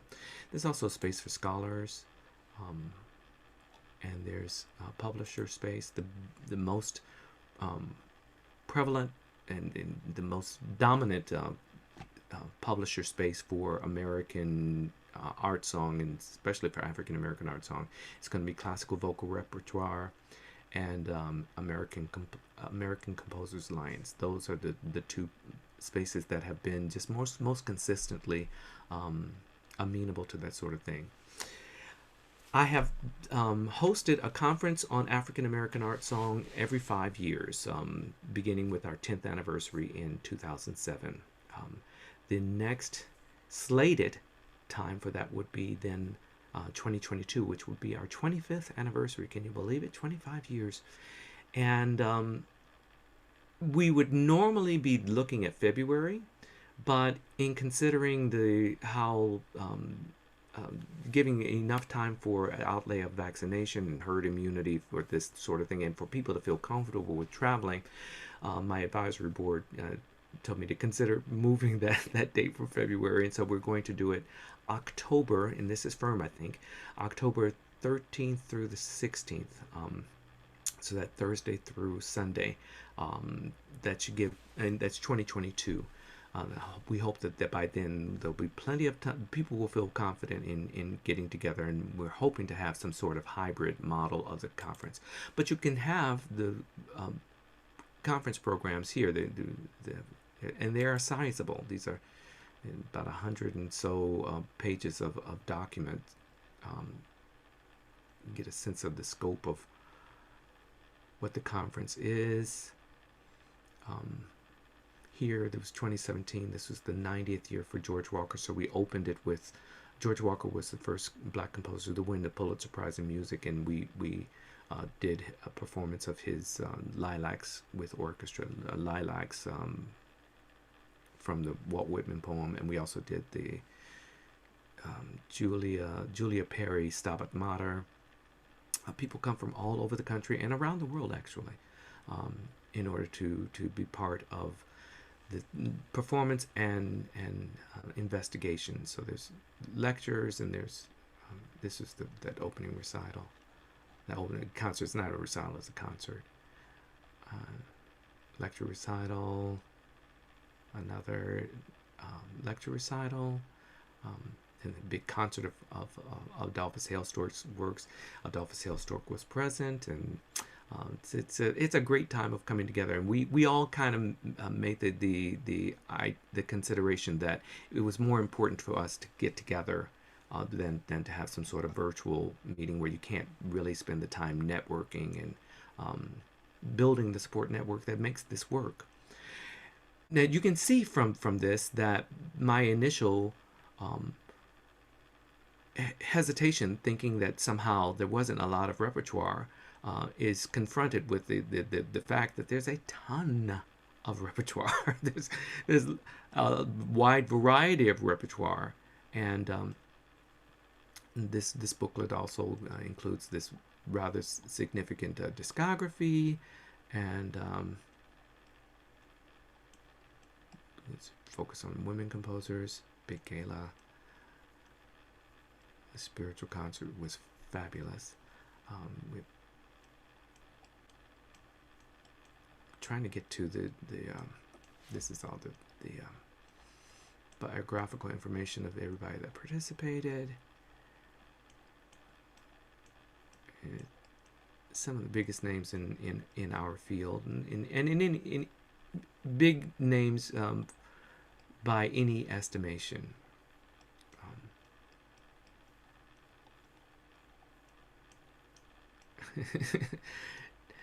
Don't fall asleep on me now. Okay, so here's the chronology. A chronology, fortunately, Hansonia Caldwell has participated in every conference, and this 2017 conference, she was telling me, well, Darryl, I don't know if I can be there. I said, oh, no, you must be there, because she really sets it off in such a fantastic way. The 2017 conference was supported partially by Ham Song Foundation, and they made sure that a good number of the events were streamed and then video archived. So the whole plenary session is available through Hamsong's Vimeo account, and many of the performances are on their account as well as on the Alliance's YouTube account, which is found at Art Song Alliance. Just if you do Art Song Alliance, you'll be coming across what we get. Okay, you get the idea that there's a lot there. Now, this is the real core of the African American Art Song Alliance, and this is where you probably would spend the most of your time if you're just strolling through or going for something very specific, and you can spend days, if not months, getting through the depth of this. Gosh, I don't know really how to direct you on this, other than to say that there's a lot of information here. Information to take you to where there are physical collections. Some of them have things that are digitized. Some of them you really do have to go in person. Trying as best we can to tackle the whole idea of dialect in song, while at the same time acknowledging that not every song by Black composers deals with dialect. There's also reaching out and meeting people where they are, and so rather than this being entirely a scholarly contribution or something for the collegiate minded or the professional singer, but also for the primary and secondary education, we provide some links for that. Performance videos here. This is what I was telling you about the Alliance video channel, where you find a number of performances of things. Some of you may have already made use of that. I hope that you have. Also, direction to publisher information. And when you go to something like this, so go to Hildegard. I don't know where Hildegard is.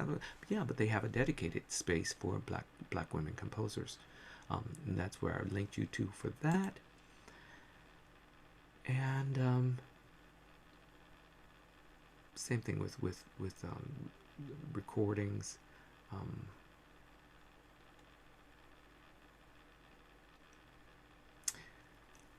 Augmenting to social media now. That was certainly not necessary in back in the 90s, but it's where everything is now. Speaking of social media, the heart and soul of the African American Art Song Alliance, the heartbeat of it, is not really found in this brick and mortar space.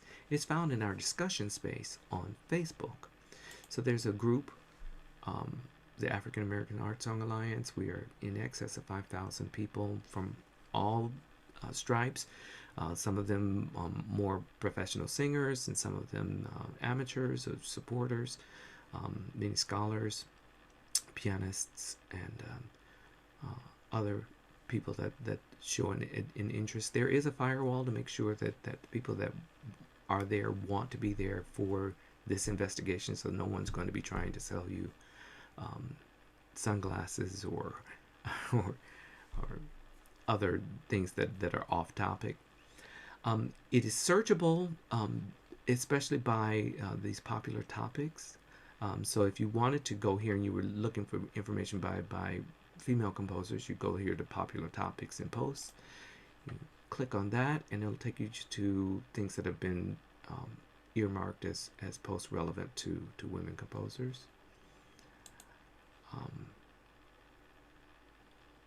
Perhaps most relevant might be questions about repertoire.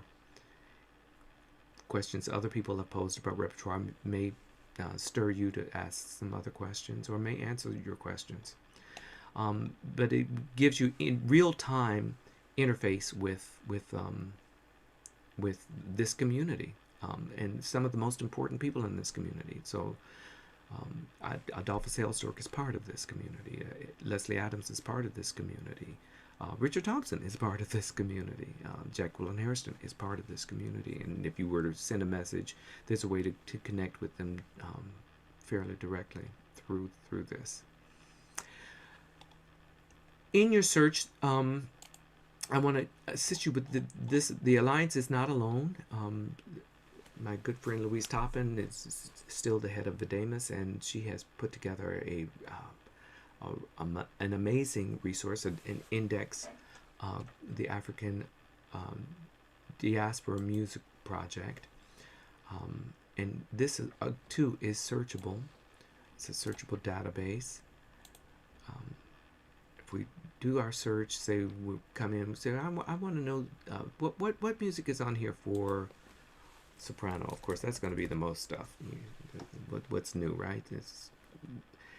Everything that's earmarked for soprano, and it looks like there's at least, if we go to 35, is there more than 35? There's at least 35 pages of contributions of works by soprano. Okay, that's maybe too dense. Maybe I'm looking for soprano and something by Thompson, and you find connections to this, and again, it's not comprehensive. I don't think it's intended to be, but it's a beginning to your search and an assistance, and a way to nudge you along further. I'll draw your attention also to the Song Helix. Those of you that may or may not be familiar with that, the Song Helix is their intention is to be comprehensive. That's through the University of Utah. Seth Keaton, and this again is searchable, but it's got much denser filters that you can find information. It's very, very useful if you have not made use of it yet.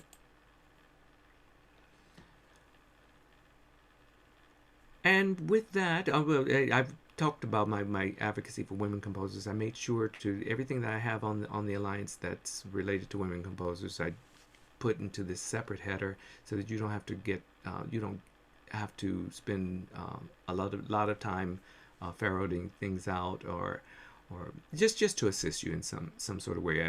It's not my intention to create a ghetto for women composers. Okay, now you guys, you ladies over there in the corner. No, it's the idea is to hold them up with some sort of intention, as I said before, to be proactive. I find it amazing that here in the 21st century that there's not more fertile representation of women composers. It's just it just confounds me. They're certainly they have a creative voice. They have something to say, and why don't we more regularly hear from them? And so I think the best way to address that is to address it. So that's my presentation on the African American Art Song Alliance, and I'd love to take questions, if there be any questions or comments that you might want to pose.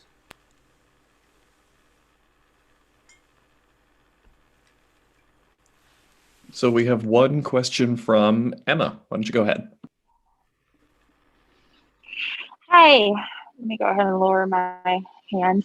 Dr. Taylor, thank you, first of all, for the masterclass yesterday that I was able to partake in. Uh-oh. Emma, you're muted. You accidentally muted so yourself. Sorry. When that happened. Oh my gosh. Anyway, again, yes. So thank you for letting me partake in coaching me yesterday in the masterclass, and thank you also for introducing us to the amazing work that you and your comrades have put into the African American Art Song Alliance. It's certainly an amazing feat and a very useful tool for us singers. So thank you. I wanted to ask a sort of personal question from me and Marie-Elise, who you heard also yesterday. So we are doing 2 other songs from the 5 Creole songs by Camille Nickerson. And one of them is Michel Banjo, which I'm sure you know. And we just wanted to ask you, in your experience with those songs, and from what you know, we feel that there is certainly a responsibility for us, the performers, to perform these songs out of respect for Camille Nickerson and the research and time she took to compile and arrange these songs. But particularly with Monsieur Banjo, we find that the subject matter can be a little bit controversial in how it portrays this mulatto man and how the town is sort of poking fun at how he dresses and what he does and all this stuff. And so we just wanted to ask your opinion on that subject matter. Yeah, it's and entirely how possible. Of course, you're skirting around the specter of minstrelsy and not wanting to appropriate culture or derisively present culture in a way that can seem disrespectful. And I think I Exactly. understand that apprehension. One, Michu Banjo is a fun song. I don't think that it's not the last vestiges of minstrelsy that we can think of. It's just Gari pinto mi la te la Michu Banjo. I mean, there's not even a lot of emphasis on the fact that the mulat. It's just that he's a dandy, Right. and he thinks a lot Right. of himself. Is it? Mhm. And there's a lot more spent in his mannerisms. If I take them out of order, I don't remember. God, Monsieur Banjo, comment on lit insolent? Chapeau sur côté, Monsieur Banjo, bandine à la main. Mouchoir dans son poche, Monsieur Banjo, cigarette dans la bouche. Oh, God, épitome, la te la, Monsieur Banjo, comment on lit insolent? Just having fun. I think turning attention to anything that is extravagant. Oh, he really is feeling himself. Look at him. You've had the feeling of someone that I was that guy, overdressed for school. I would come to school and total regale, and people say, "Oh, look at Darryl, look at him." Now, they didn't say, "Look at that little mulatto." That would be a problem for me. Right. Right. But they would say it to my face. Look at you, Darryl. Look, you are something. I remember going to an opera rehearsal in leather pants, and I was sitting on the stage, waiting for my cue, and people there's look at Darryl over there sitting in those leather pants, just waiting to go on. I was a sight, but you couldn't tell me nothing. I thought and think I looked good in those pants, and I felt good. Yeah. And I think that's the perspective to take. It's Right. So God, come on, Leon. So and then maybe there might be a little bit of, if you turn it into a little, look at him. Come on, Leon, so long. He's insolent because he's not paying attention to me. Come on, Leon, so long. There's a way of keeping it respectful. I think that if you turn your Right. gaze too much to the racial element of it, then one, you become uncomfortable, and if you're uncomfortable, we're going to be uncomfortable.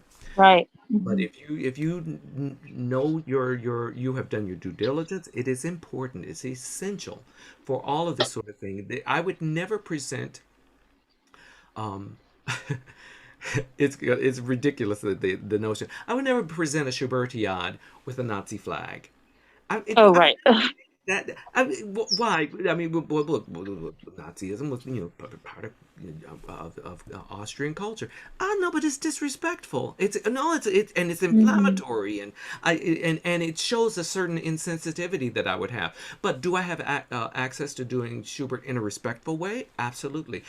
Now, would I present Schubert through my lens as an American, not having spent time in Austria or having done my due diligence in learning the right stresses and where things fit in history, I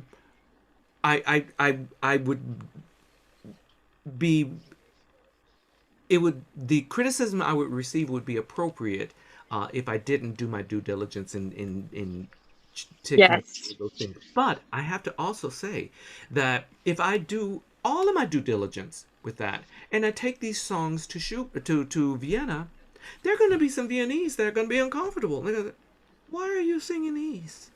This is our songs. This is our stuff. Go sing your own stuff. Well, it's part of Western culture. It's part of who we are. And I think that they would feel differently if we sang everything but that music. We avoid German music because we don't want to offend.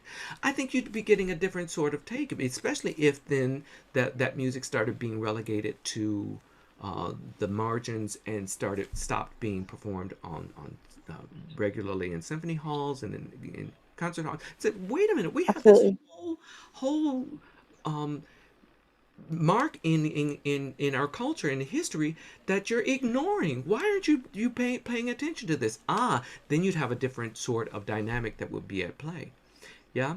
And that is really kind of where we find ourselves. We find ourselves because of the specter of minstrelsy, really kind of on tenterhooks. It's, I don't know, damned if you do, damned if you don't. If I pay attention to it, no, you don't understand it, you don't respect it, you turn your eyes away. Oh, if I turn my eyes away, well, why aren't you paying attention to this? Okay, what I'm paying attention to, what do I do? You're kind of caught in that sort of thing. Let me just say for all of you who might be looking for some sort of advice on this. One, I am only myself. I don't speak with any more authority than Darryl Taylor. But one, looking at me, even to some degree, hearing me talk, depending on how at ease I am, whether I'm in my official capacity as Professor Taylor and deliver the Queen's English in a certain way. But if I want to get really heated or if I get really loopy, suddenly I will lapse back into my authentic self of my Detroit background. I was raised very, very much in the Black community, very firmly in the Black community. So much so that it comes as a shock to me when I think other people don't see me in that way. I will tell you that this whole Zoom thing has been, I've looked more at myself while I'm teaching than that I ever would. So I see what people see and say, oh, you're saying this, but look, are you seeing what I'm seeing?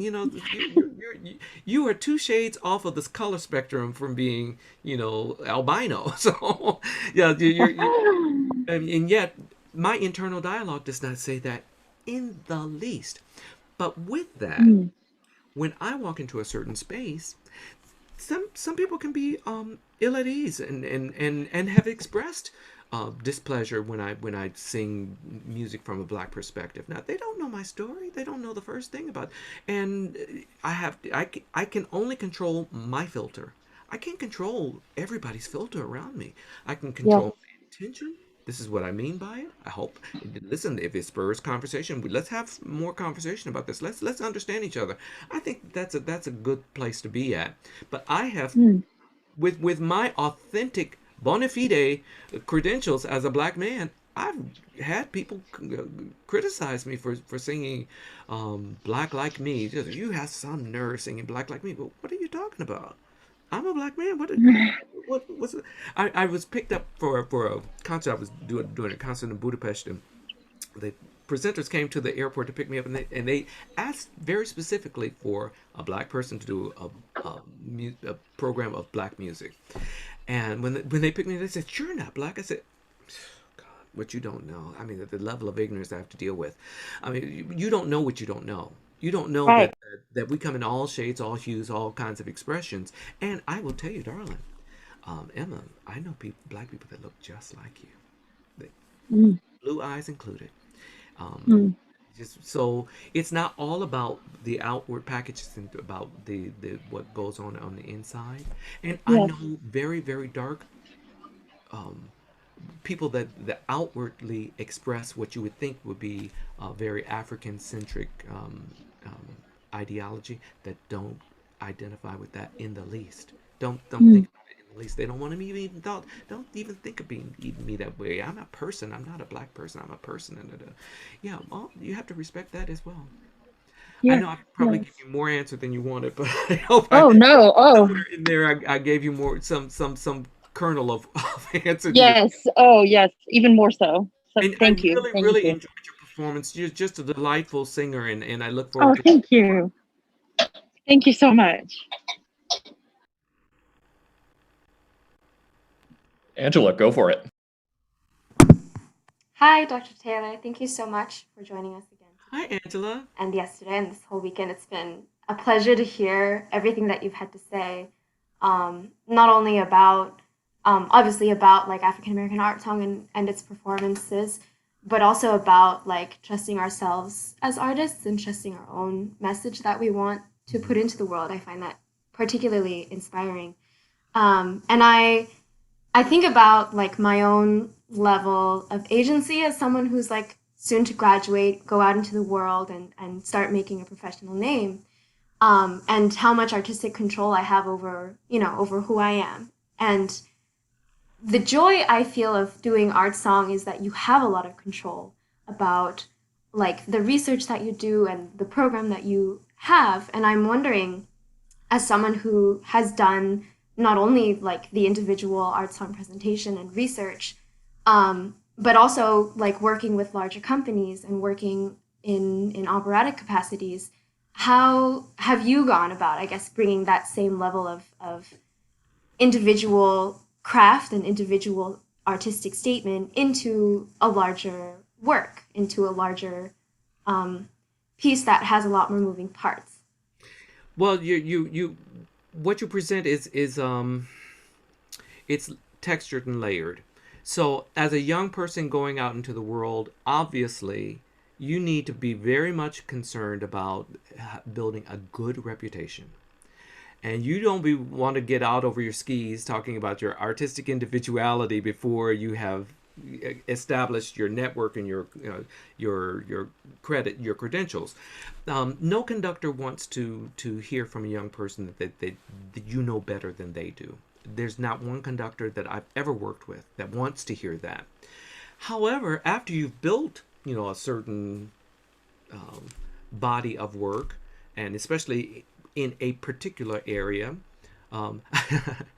I have a wonderful story about William Warfield. Uncle Bill was a friend of mine, and we were sitting down and talking. Matter of fact, this had just happened. He was doing narration of the Lincoln Portraits with a conductor that will remain unnamed. It was with Chicago Symphony, and the conductor was correcting him about, well, not this but that, and at some point, then this is William Warfield at 70. William Warfield says, I knew Copeland and he wrote this for me, so yeah, there's that. So that just kind of gives you a sense of the dance, that even once you've established your credentials, that you sometimes have to negotiate with that power structure, because the conductors really do hold this way, and you want to be in good stead with them, and you want to be hired back. There's no engagement like a re-engagement. It's always good to keep a good sort of thing. However, as artists, of course, we have. Why do we come to do what we do? We do it not just for the adulation, but because there's something in us that wants to be given voice, and it's gnawing away at us. And I know that that's the way it is for me, that if I spend some time away from singing, I'll start having dreams about singing. I'll start having nightmares about losing my voice, like, you better get back to singing or else you might not be able to sing again, or things like that. And so finding the balance, I think it's important, one, to have something unique to say, so that when you present it a certain way, unique and good, that those within hearing distance will turn and say, oh, now that's different. So whether you're talking about a composer or a musical perspective, or an informed way of turning a phrase, not doing it this way but doing that way, having proximity to people, having our proximity to general directors especially, and to, I mean, it's not easy to get next to general directors, but when they're coming into rehearsals and they start to ask you questions, or you go to these dinners and you're with donors and that sort of thing, that's then a time where you can start to influence things. You have to be, it's a delicate dance, though, because you don't want to come off, like a martyr. Say, how dare you not be programming? Da, da, da, da, da. Instead, there's a lot more, and I can help. There's a lot more.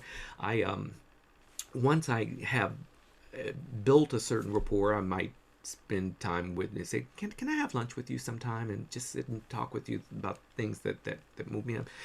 You might be interested in this. And then when I get that opportunity, here's the thing, because those opportunities do not come every day, you have to really know your stuff. Know it, and I come with scores, and I, again, try not to be too heavy-handed and it's not turn the lunch into a lecture. But so this is the story. Let me tell you the story about this opera, or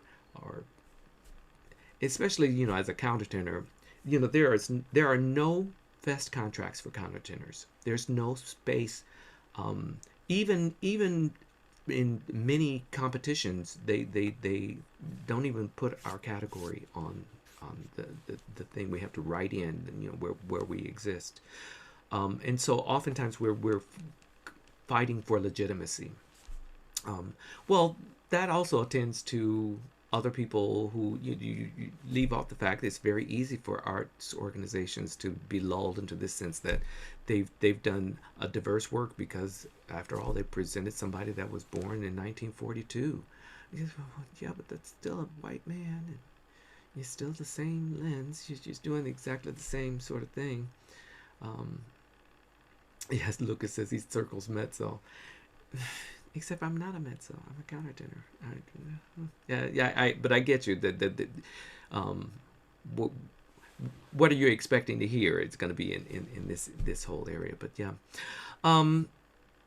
So yeah, it is a game of finesse.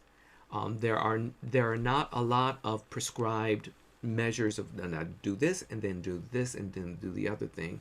I think just being interesting people, one, makes you more interesting as an artist overall.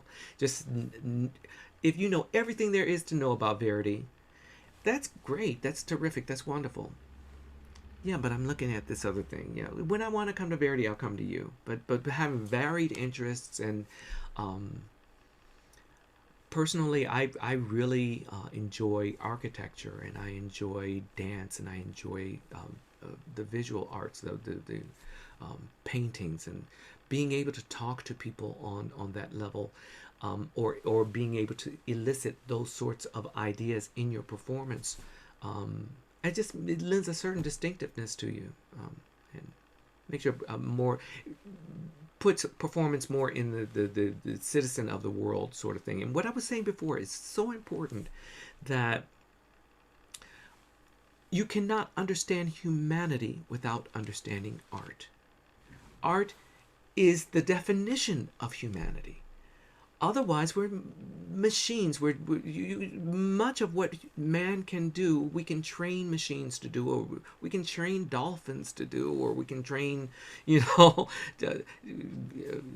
about, gorillas have feelings, all this sort of thing.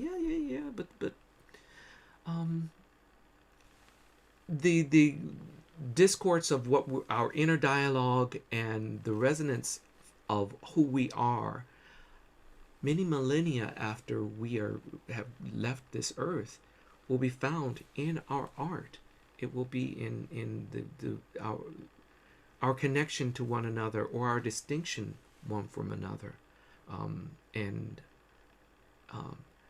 I bridge that and say our kindness to one another, which is in such short supply. It pains me, it hurts me so to see such discord in the world, that we can see it. We can see it, and that art has that possibility of pointing that out, and how what a reverberant effect that has on us as individuals and as communities.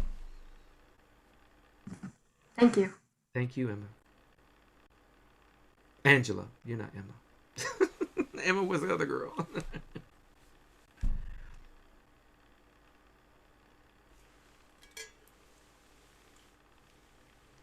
Is that it? Anthony, go for it.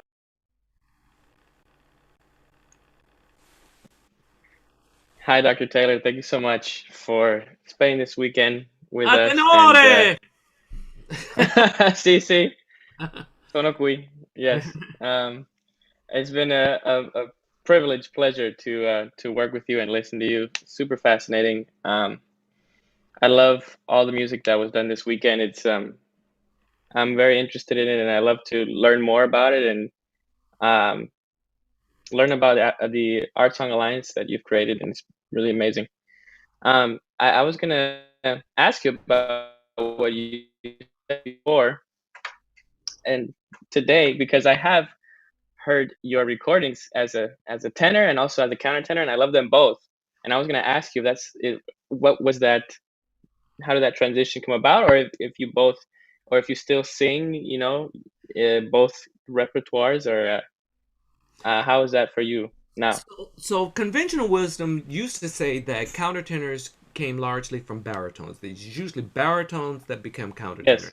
And then came along Russell Oberlin, and then David Daniels and Brian Azawa, all of whom their modal voice was tenor, which then lent a very, very distinct quality to countertenor singing, which was very different from what Alfred Deller did, who was a baritone as a countertenor. There, of course, exists this overlap, and it's where the overlap is that I find incompatible, which is why I made the choice. If I'm going to do countertenor, I must only do countertenor. I could not do them both. The tenor registration, it really kind of cancels out what I do, and it makes it fuzzy and really unclear. And I still do sing model for my students periodically, but I'm always looking at my calendar looking, saying, no, I don't have to sing for 2 weeks. Okay, I can sing this G for you. Or especially, you know what it's like to give, if you're going to model for students, some people say it's a very bad idea. If you're going to model for students, a young tenor doing a B, just to let them know that it's free. Let it, that the mix, but it's still connected to something underneath. It's not, doesn't just flip out. It's kind of hard to, it's the shorthand to that is to model for them. But if I do that, then I've got to spend the next week just stroking my little voice saying, okay, I'm sorry, I didn't mean that. So the way that it came about was, I was studying as a lyric tenor. I had every intention of taking the world by storm as a tenor. And Mr. Shirley called me a tenore di grazia. This is beyond lirico leggero, just everything that's finesse. This is the repertoire that you must always do. Nothing, no, stentorian, just di grazia. So that's what we kind of turned our attention to. And about midstream, towards the end of my doctoral work, he was asking me to do something. Other people had commented before that my approach to my tenorial approach was analogous to what mezzos do. I didn't really give much thought. I said, oh, that's interesting. But other people had said, that approach, that's very mezzo-y. No, that's interesting. Mr. Shirley was asking me to do some effect, and I can't remember exactly what it was, but I was trying, I was giving it my best, and I said, Mr. Shirley, I'm not really resisting you. I just, my voice knows how to do that an octave higher. And he says, oh, show me. And I showed him, and he sat there gobsmacked, and he says, Darryl, I think you're a countertenor. I said, no! I rejected it. I said, no, absolutely not. Because, well, I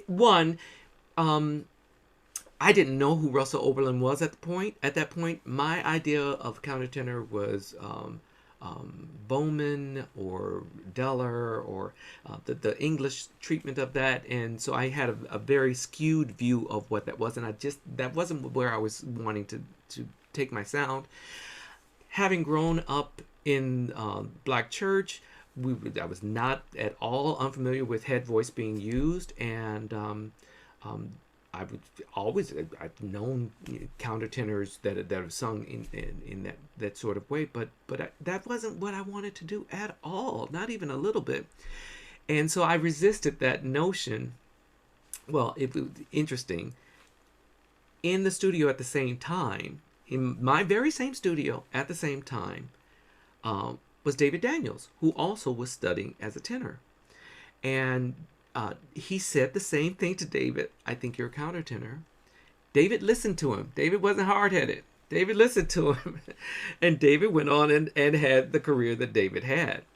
And, I just loved my tenor voice. One, I said, well, my issues are not David's issues. My thing is a different sort of thing. And so and in all honesty, I just wasn't brave like David was. David was very, very brave because there'd been the success of Russell Oberlin, but it seemed kind of one-offish. There wasn't, and at the time, Derek Lee Reagan was very successful. But there wasn't a field full of people with that. There weren't a lot of markers of how to do it. And so David he had a lot of assistance. He had the support of Martin Katz. He had the support of a lot of people that opened doors for him. I didn't have that. And I because of where that overlap was, some of the stuff was kind of fuzzy. And I said, I don't know. Well, fast forward 12 years, I'm now fully into my recording career, and I've released already Love Rejoices and Fields of Wonder and Dreamer, and I'm on a certain trajectory. Feel like I've kind of done with my voice what I could. Are there some other areas that I would like to have kind of shored up? Yeah, I even when I listen now, I said, gosh, I have a better sense of what I could do there differently. But I then wrestled with always, as I was teaching, I was also modeling for students, and I would model for mezzos and sopranos. And I came back to the University of Michigan as an alum doing a master class. I was modeling for a mezzo in public, and Mr. Shirley was there, and he pulled my coattails. He said, Darryl, have you given any more thought to that, what I was telling you, that I think you're countertenor. I said, well, Mr. Shirley, I have given it some thought, and I think I'm going to just go home and sing through some rep and see what I think about it. So I went home, now to California, and I shall never forget, I pulled out the Paul Creston's 23rd Psalm, which I always loved, and I loved in the mezzo voice. So I sang through that. It fit me like a glove. I had such freedom, such ease, and I began to cry, and I just heard like angelic voices saying, yes, finally, yes, yes, yes. And it just, everything felt right. And so I made the decision. I said, well, damn, I'm a countertenor. How about that? Okay, well, then I had to close up shop because there were a number of things that were already brewing. People were very upset with me. I mean, really, really mad with me because they'd been writing things for me.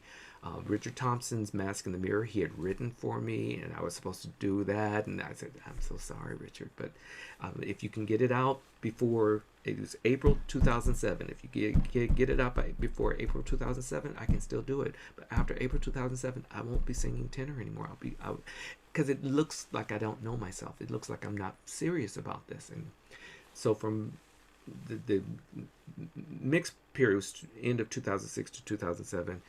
From 2007 on, it was full steam ahead as countertenor. So the role, my opportunities as countertenor have been much fewer than there were as a tenor. For instance, I can't just roll up on management and schedule auditions. Many management places won't hear auditions of countertenors and that sort of thing. And changing midstream, there were no young artist programs for me, no competitions. I'd aged out of all of that. So my opportunities have been fewer, but they've been bigger. They've been much, much more impactful than what I was able to do as a tenore di grazia. So that's the brief version of the story. It's fantastic. It's fantastic. Well, I thoroughly enjoy both recordings of Man, of I your sure work. wish I So could sing like you, though. Golly Moses, it's just beautiful. That limpid quality that you have in your top, and I want to encourage you on that. I mean, don't. There will be people that will try to put your voice into heavier rep earlier, And I'm sure you and your teacher are already talking about this, so that you have to be judicious about when you start to move into stuff, or putting you into bigger halls Yes. you're not yet ready for.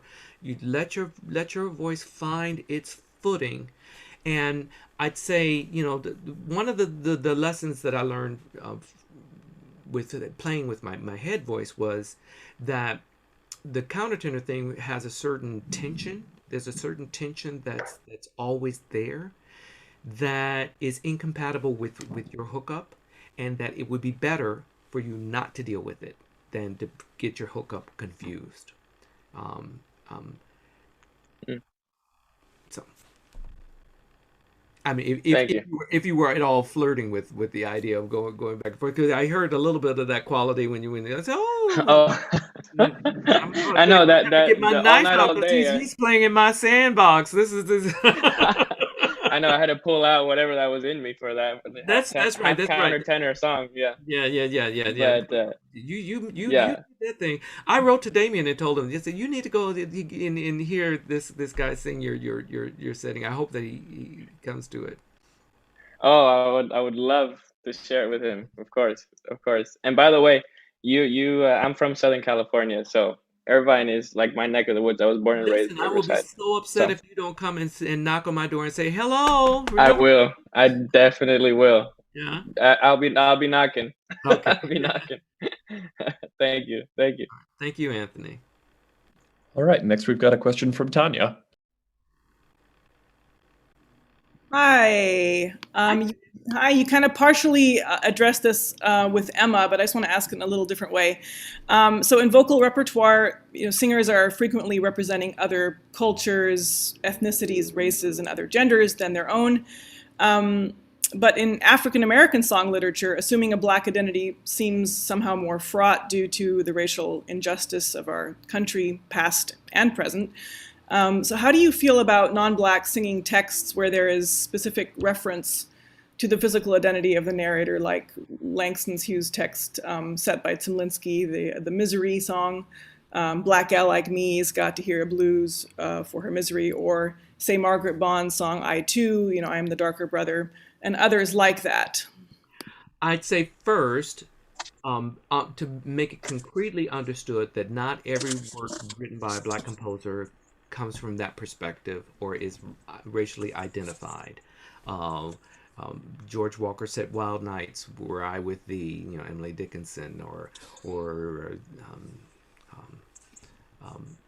any myriad of focussy that you can sing very comfortably and without any concern that you might be making a misstep.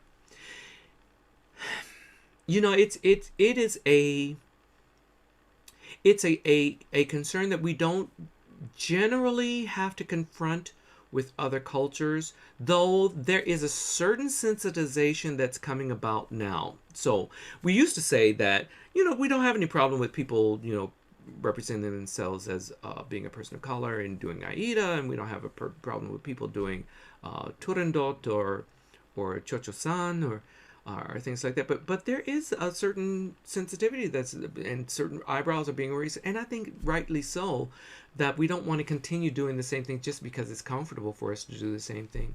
At the same time, the conversation I have with my students, currently I'm having this conversation with them, is if you avoid this narrative, the easy path is for you to avoid it, to dance around it and never do this, never sing from this perspective.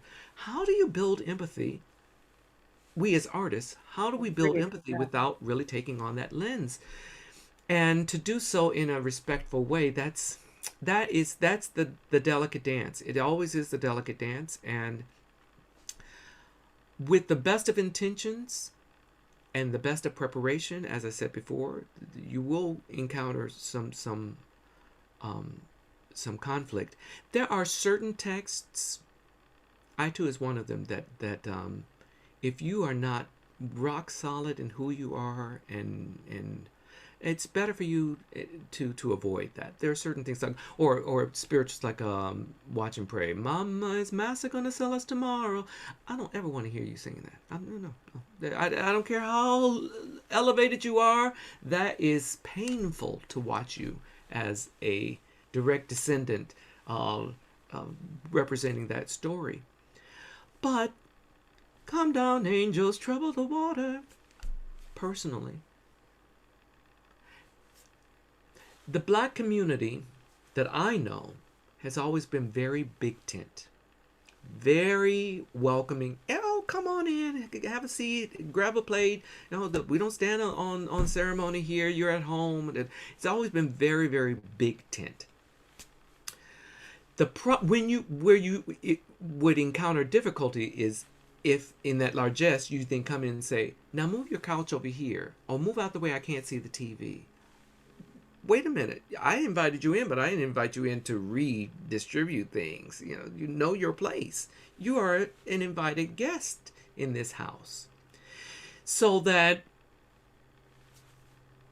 not getting out over one's skis and saying, I'm going to now teach you how to do these things. You've never been doing it right after all, and this is how you should be.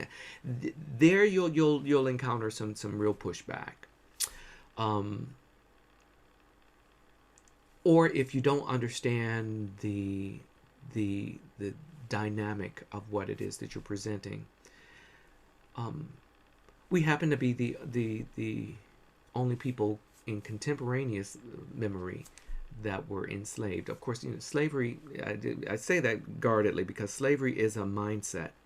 And there are institutions that are at play currently that aren't called slavery, but they hit all the boxes. You don't have any agency. You don't have any freedom. You're provided your meals. Your comings and goings are limited. If you leave this workspace or you don't produce a certain way, there are consequences, major consequences for you. That de facto is slavery. But to understand that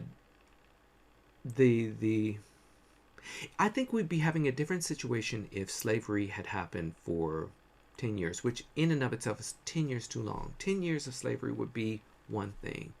The fact that it could go on for so long and that there is such reticence, even now, to have a full accountability, that companies got rich off of the capital of people. And we would never, if you owe me some money and you built capital off of the money that you owe me that money and you owe me the interest on that money that you were delayed in paying that to me. We understand that firmly as a principle.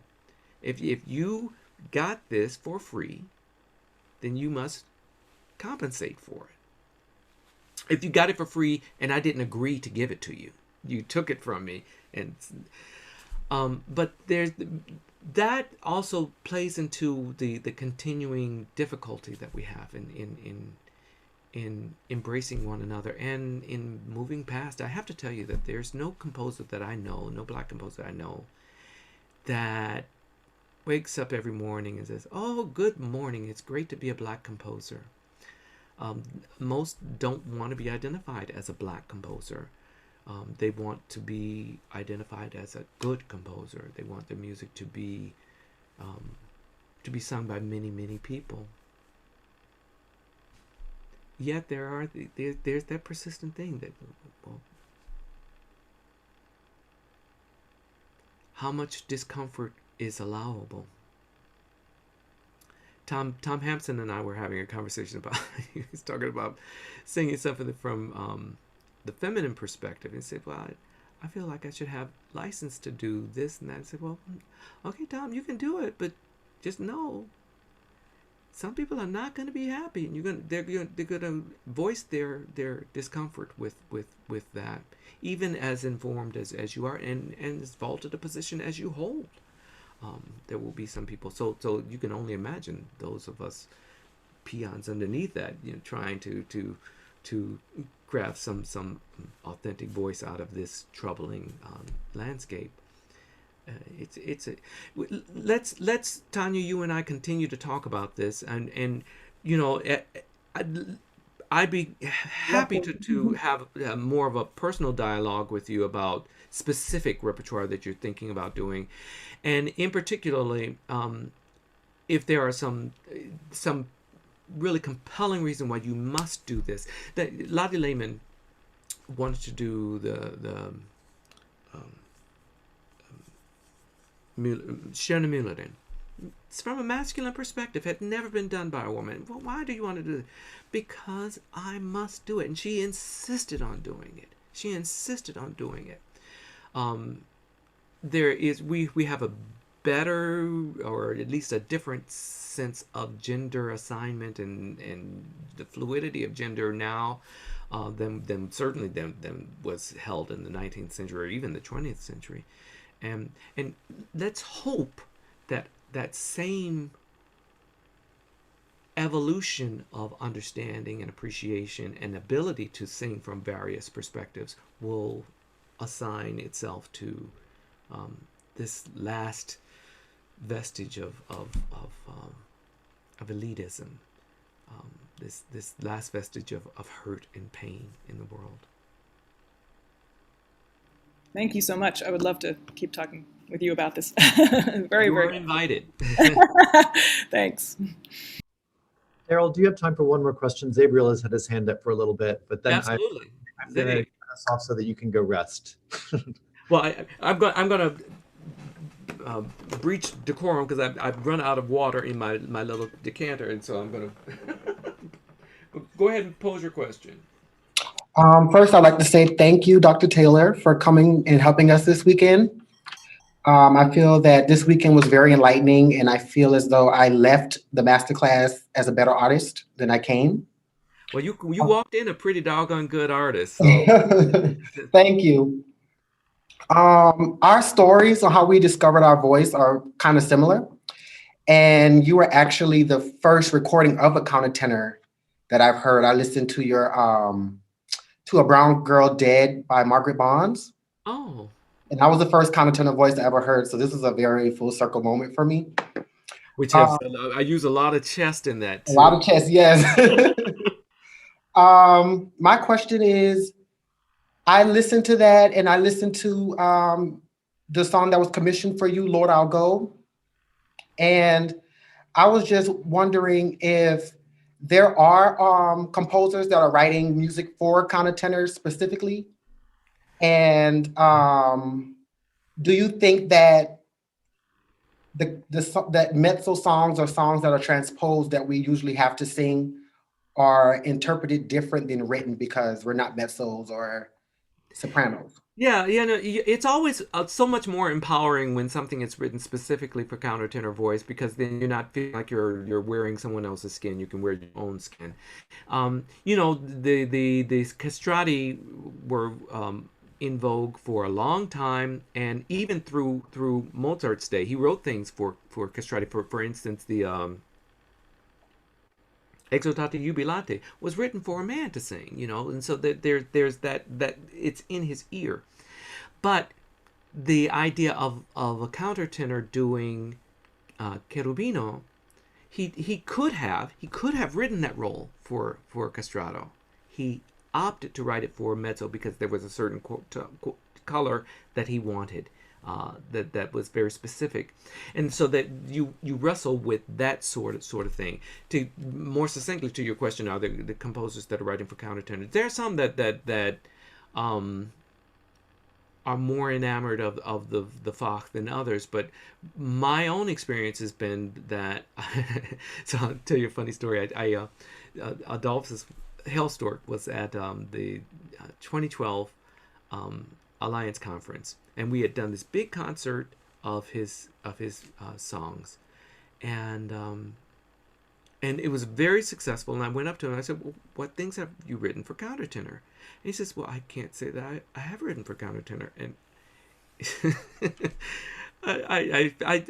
you know, I should be ashamed, but I tell people this story all the time. I said, well, then, Dr. Hailstork, you're not writing in the 21st century. I said, because if you're not writing for countertenor, this is the golden age of the countertenor. When exactly would you ever say, I write for every voice type except for sopranos? I write for every voice type, but I don't write for baritones? No. If you recognize that, no, I haven't written anything for baritones, I better get to work on writing for baritones, because that's a different quality of sound. And so he said, oh, I hadn't thought about that. Fortunately, you know, there are some people that would really rebuff me if I were to come up that way. But fortunately, he said, well, what would you have me to set? And so I recited the text for Yet Do I Marvel for him. I recited the whole poem for him. And doggone it, a week later, he sent me the score for Yet Do I Marvel. I said, oh, I remember being really, you have to be careful what you ask for, because now you have got to perform this, Darryl. You've got to go and get this out there into the world. It helps that it was a very good song and there's a lot to it. But just having conversations with people, it's very easy for them to overlook us. Being excellent in your artistry and being somebody that people want to partner with, that makes all the difference in the world. If you have composers in your orbit, or composers that don't yet know that they're composers, which are usually pianists or conductors, they don't yet know that they're composers. Such was the case with me with Maria Corley. Maria had done some arrangements, and I said, you know, you should do more of this. You should write more. You have. So Maria and I came to a concert. We were doing a concert together. And I arrived, silly me, we'd done the whole thing, and she said, what's for encore? I said, oh, Maria, I didn't pack anything. I don't know what to do. We were in Maryland, so I couldn't go home, and I hadn't put anything in. I wasn't smart as I am now. I'm so smart now. I put things in a Dropbox where you can just grab. I don't have it, but let me grab it. I'll need this. You know, I'll have a whole file of things where I can download and can print where I need. But at the time, I didn't have anything I could grab. What do we do? I said, well, we could repeat something that we had done, or I could do something a cappella. She said, well, you know, I could create something. I said, well, let's do it. So she created Lord, I Want to Be a Christian. And we crafted it together, and it was so successful. I mean, people were crying their eyes out. But we had just thought of this on the fly, and that then spurs her to do more of this sort of things. You know, we have, all of us as artists, we have responsibilities not just to parrot what has come before, but to inspire people and inspire by our excellence, but also by our exigence, to say, you know, I can do this really well. And composers like to write for people that are going to sing their stuff.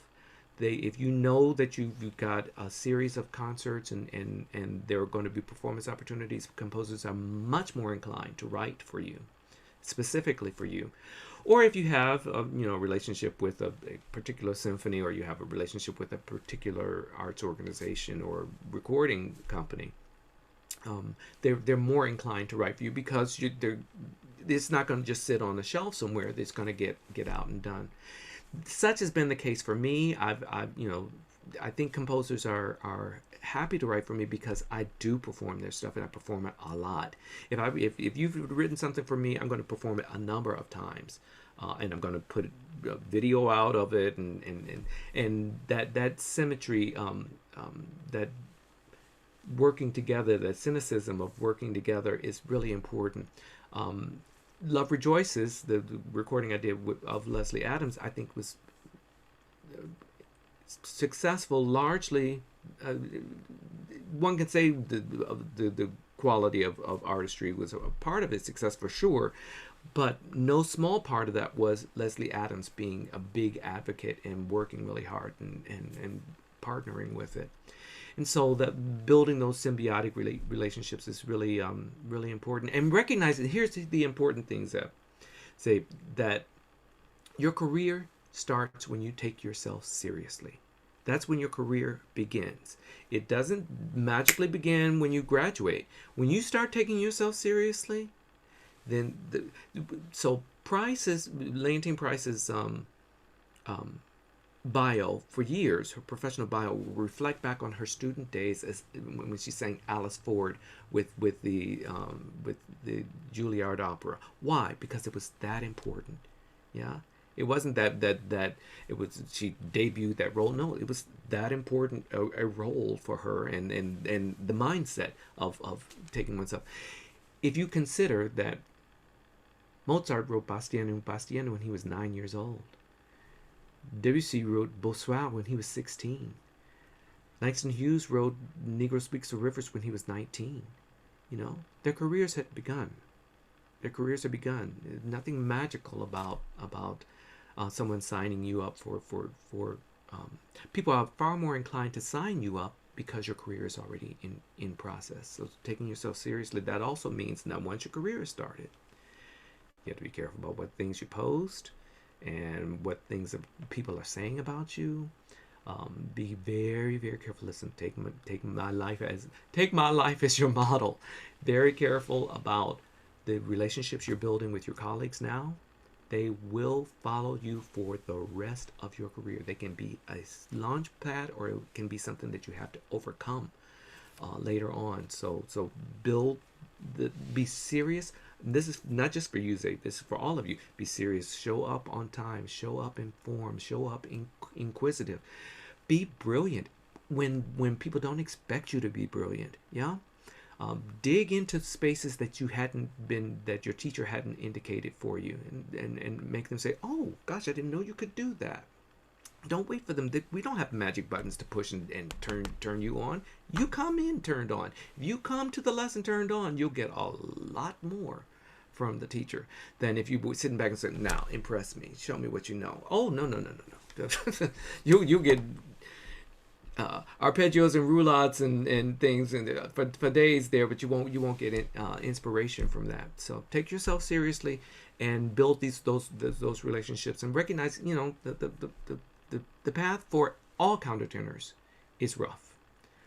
For black countertenors, you know, listen, everything that attends to all black people attends to to countertenors. We don't have a magic path simply because, well, you might have it much harder, but we won't subject you to these things. You and I walk down the same sorts of streets, you know. So I got off on a tangent, but I hope that I answered your question. You did. Thank you so much. And thank you for such beautiful artistry. You sang so beautifully, and I look forward to hearing more from you.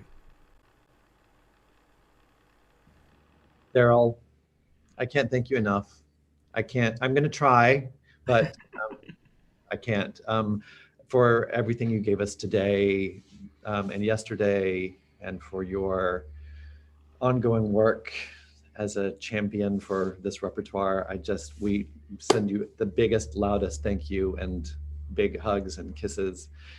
You said no engagement like a re-engagement, so promise that you'll come back to us in person next time. I'll be on the next flight out as soon as I get my COVID vaccination. Okay. Well, you heard it here, everybody. Thank you so much. Thanks, everybody. Thanks for your informed questions and for all that you're doing. And thank you, Cameron. It's just brilliant what you put together. My honor to have you here. Thank you. Good night or good afternoon. Bye.